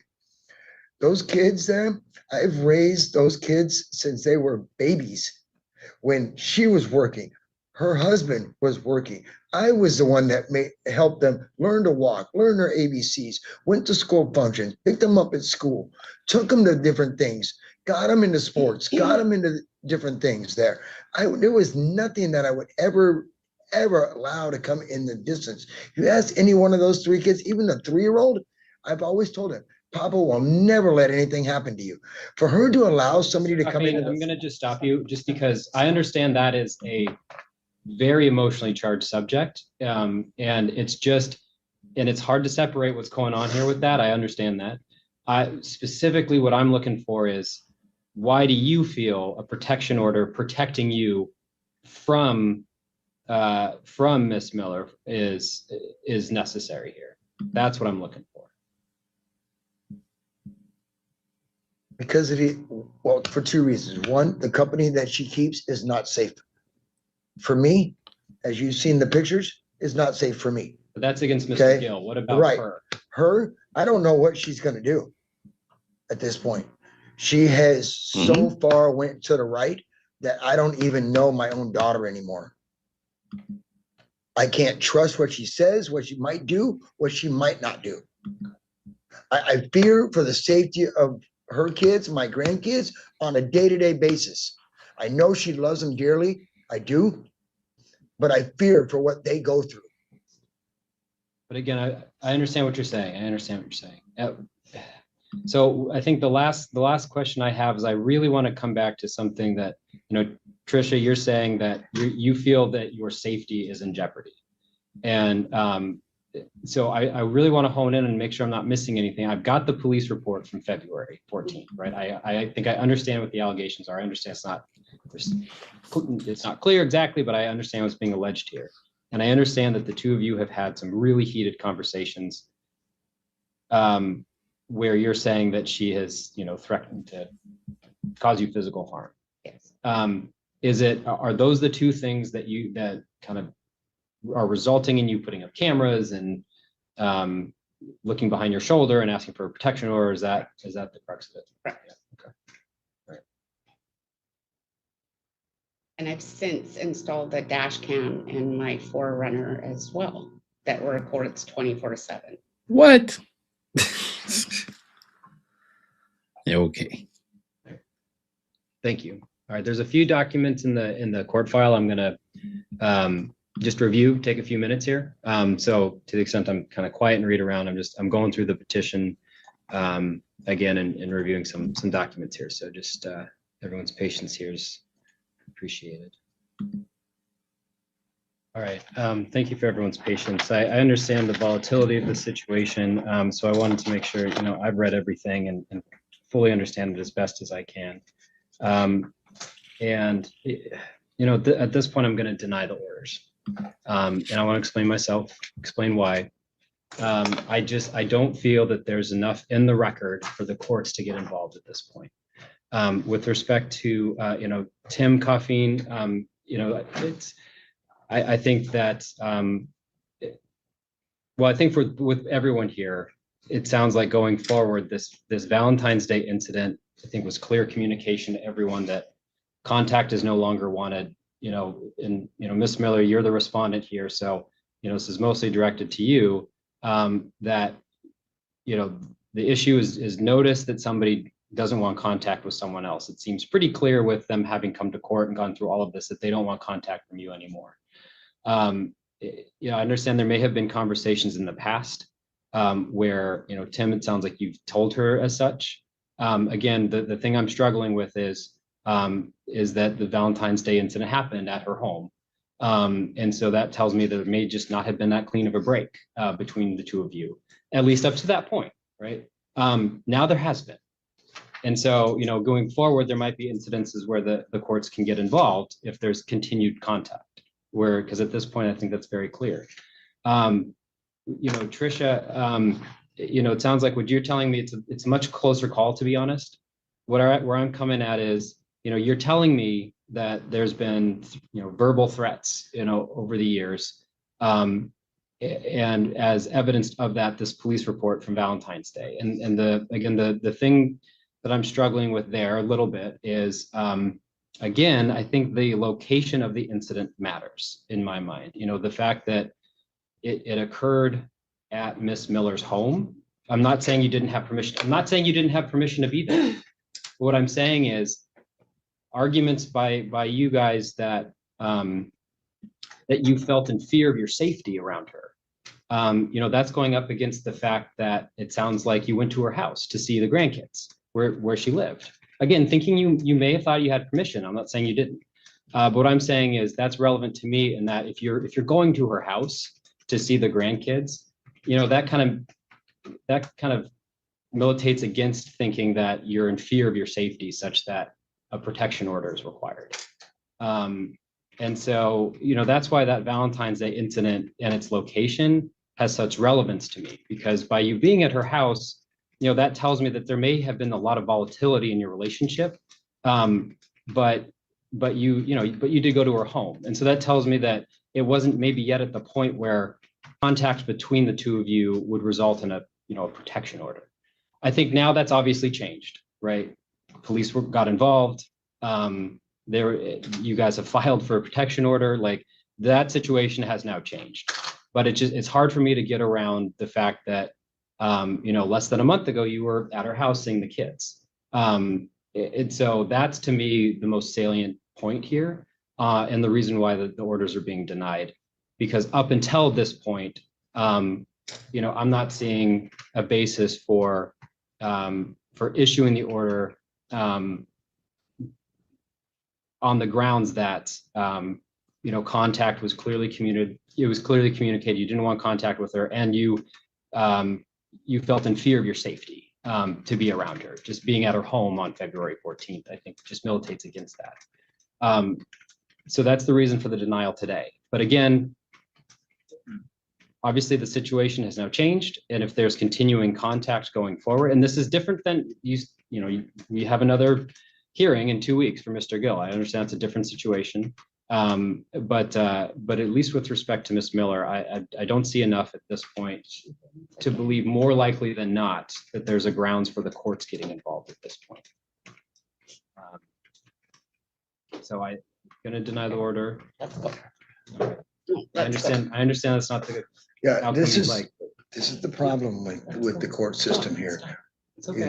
It really is, because it takes somebody dying in Thurston County because I've done more footwork than anybody else up here. I've done the one doing law enforcement. I'm the one that's getting paperwork from one office to another there. I'm the one that's going out and working every day. I'm the one that's supporting the law enforcement here. But yet you guys turn around and leave somebody kids in an endangered home there with a loose gun there. So, Mr. And Miller, allow that to happen, So, and yeah. assault. Yeah. Okay. That is enough. Yeah. So listen, I'm It's sorry, time to Mr. go. Yeah. So that's the decision. I understand you're frustrated. The things you're being frustrated, you're still not talking about how you feel endangered by your daughter, though. So I just want to make sure we're focused on what's at issue here, which is how you feel endangered by your daughter. That's different than the kids, right? That's different than Mr. Gill. And my wife? Yeah. Well, apparently it doesn't matter. She can do whatever she wants. No, but there's nothing before the court. Because I've let it go for years. So now I'm put in a position where if I run into her in public, I have to take it into my own hands, because that's what it happened right in front of a police officer. Nothing was there done. you go. She purposely came at me. He was in the passenger seat. Yeah. She came to attack me, and we were a block away from her house. Right. Yeah. Right. I know. And, So and it's not acceptable, period. Right. And we've gone over that, right? Yes, indeed. So I understand you're frustrated, and this isn't the result you want. That is the decision of the Okay, court I'm with gonna respect to press the two of you charges and your daughter. We're leaving Washington. I was hoping this would at least buy us some time before we move. But obviously we're again left on our own. I'll be following charges anyway. Can I have it placed on record that they are not to go around my children, my home, or my workplace? No, that's not the point of this hearing, ma'am. Okay. So no, yes. That's fine. I can do it a different way. That's fine.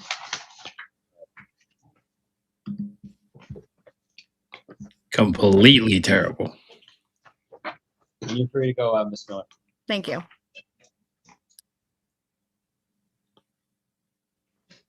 Well, y'all know what I'm gonna do. I'm gonna send you off with a song, but not for this case, for the first one. But that's a bad situation with them.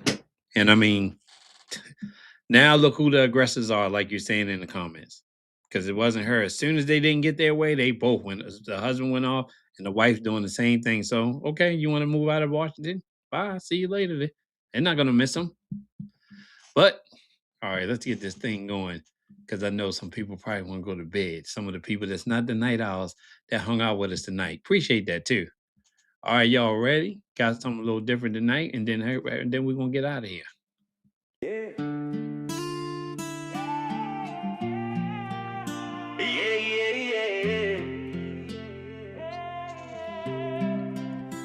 Yeah, 3 years in, but it's going down, down. 90K deep in this old dusty town. 3 years in, 90,000 deep. The promises you made, man, they go way too deep. An entrepreneur grinding, trying to make a name, but you drags my rep, steady pouring rain. You say it's business, I call it home. Now I'm living in a nightmare, feeling so alone. Dreams traded for shadows, where did we go wrong? Cause it feels like time slipping just to sing this song. He paid 90K, now he's out the door. We're sinking floors and feces on the floor.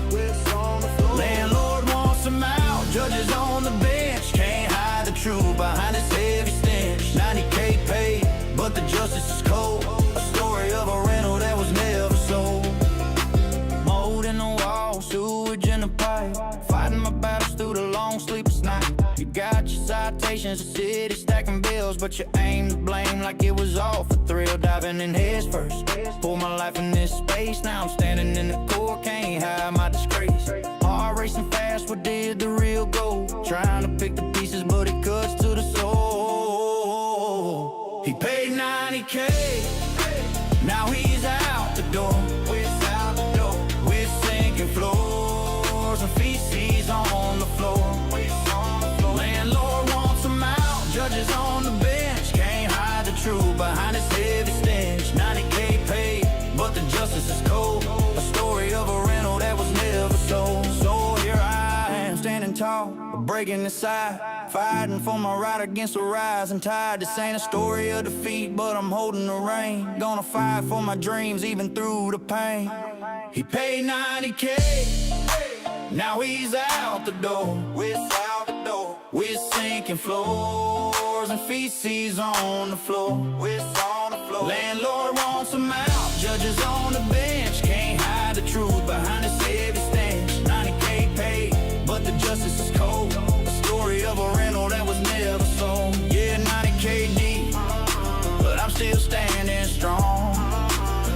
Gonna keep on pushing, keep holding on. This landlord ain't the end, just a chapter in my song. So hear me loud, prove that I belong. Yeah.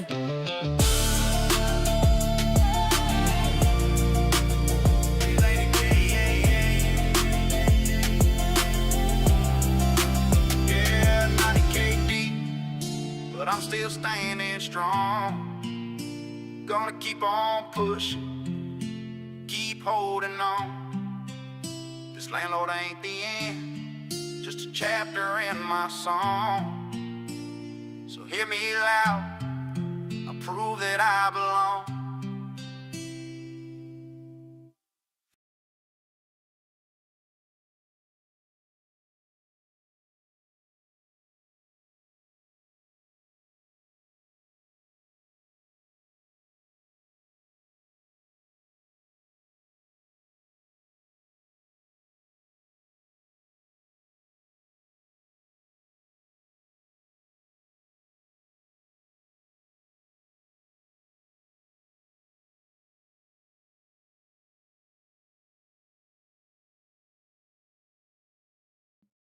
I was muted. I always do it. But anyway, Rhonda is always going to bring the weather. So if you know anybody in those areas, or if you live in those areas, just check out the alerts. If there's anything going on, she's in the chat. She's going to let us know. So I hope everybody enjoyed the videos tonight. Give a thumbs up on the way out. Of course, y'all already left a lot of comments, but I'll see you on the next one. So everybody just be good. See you next time. And Valentine's Day will never be the same again. See ya.